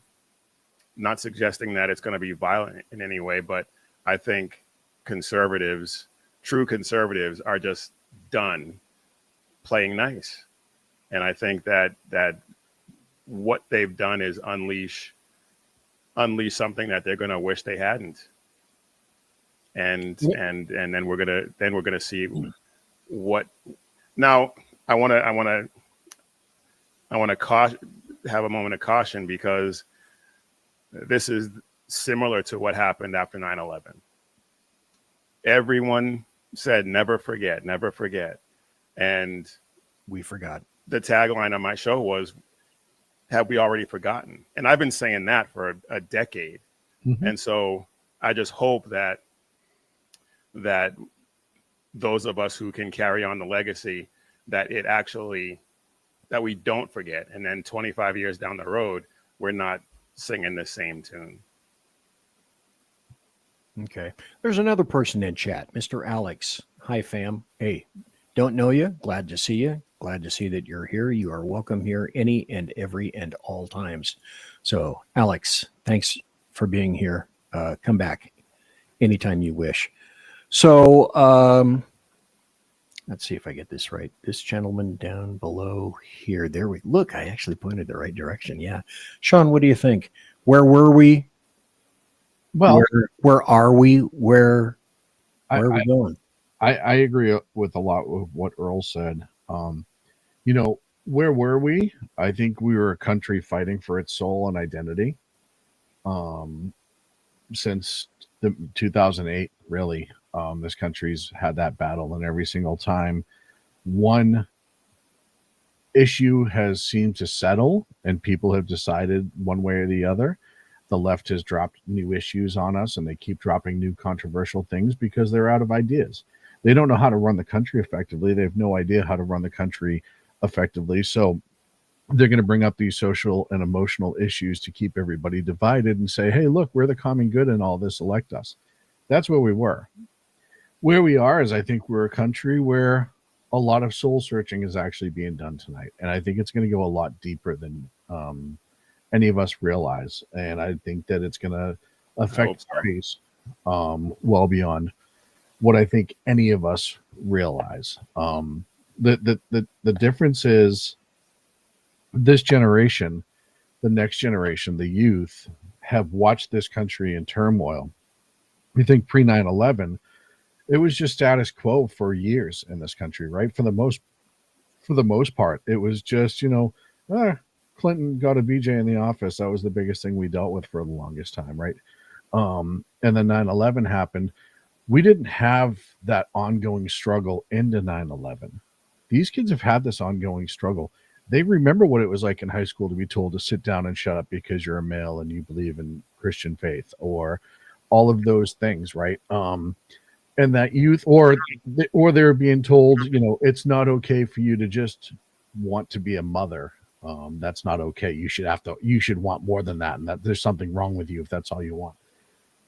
So I think that you took a country that was already damaged and already fighting for its soul, and you now have an incident that, as we've talked about, this generation's 9/11, that's going to imprint and affect an already tired and angry youth that has been fighting for their soul and the country's soul for a long time.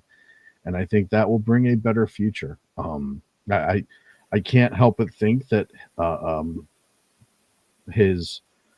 this horrific and subhuman act that was conducted yesterday cannot bring forth and usher in a better future as a result, because that's the man's name deserves that. And Rick Robinson, what do you think? We're not going back, just so everyone's we're not going back. Sorry. Okay. No. All right.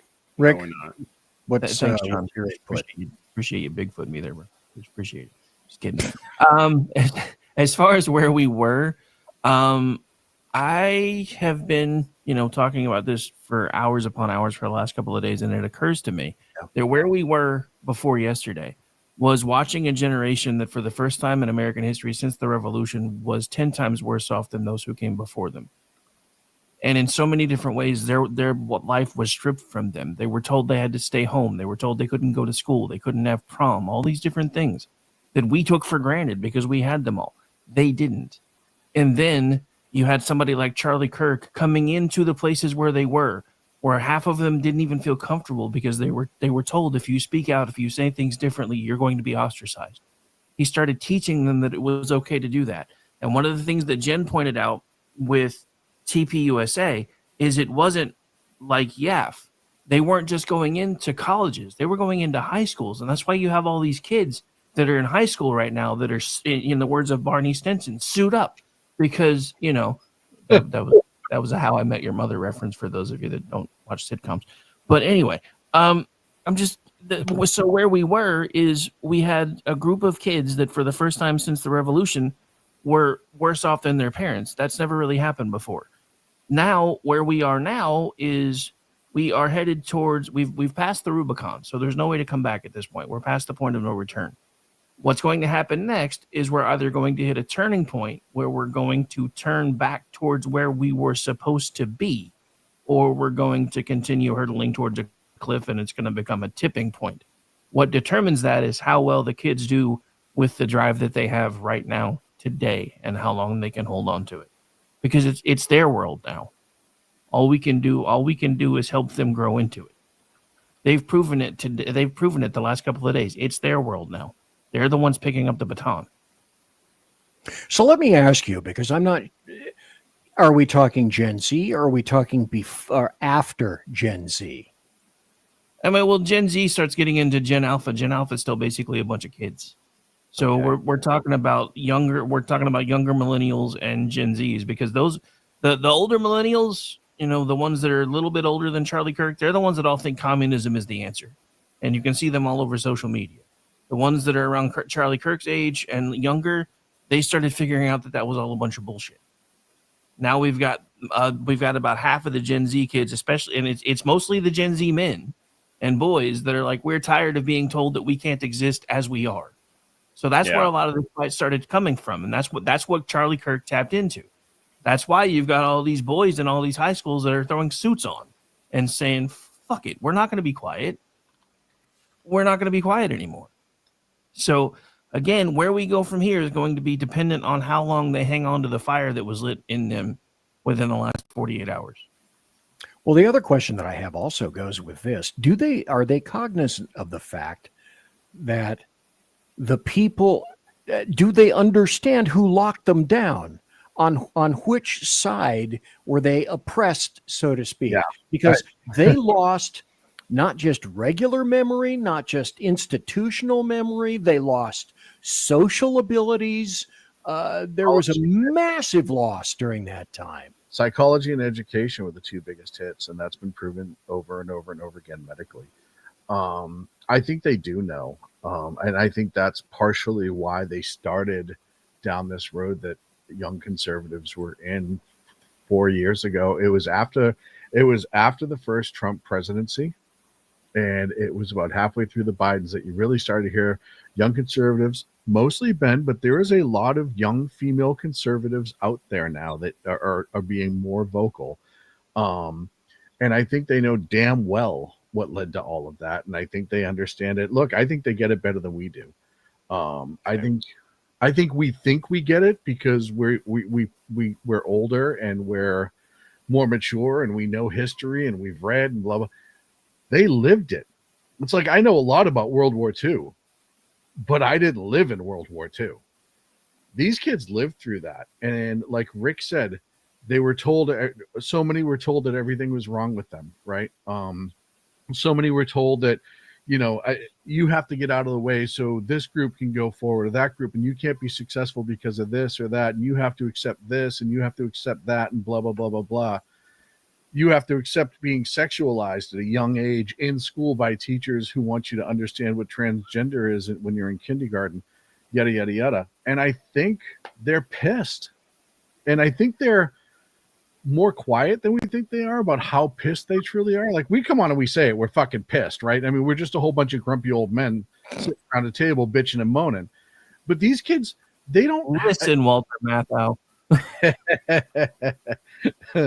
They don't have the time nor the inclination, to use a quote from a great movie, to explain to people why they're pissed or how pissed they are. The college person that I spoke to tonight, 19 years old, unbelievably educated, unbelievably intelligent, conservative. She's pissed, but she's quiet about it because it's just, she doesn't need to engage people to fix to make her decisions. She doesn't need to be accepted for it. She had to live through it. You know, I mean, in a way, they have their own PTSD and they're pissed that it's not being addressed.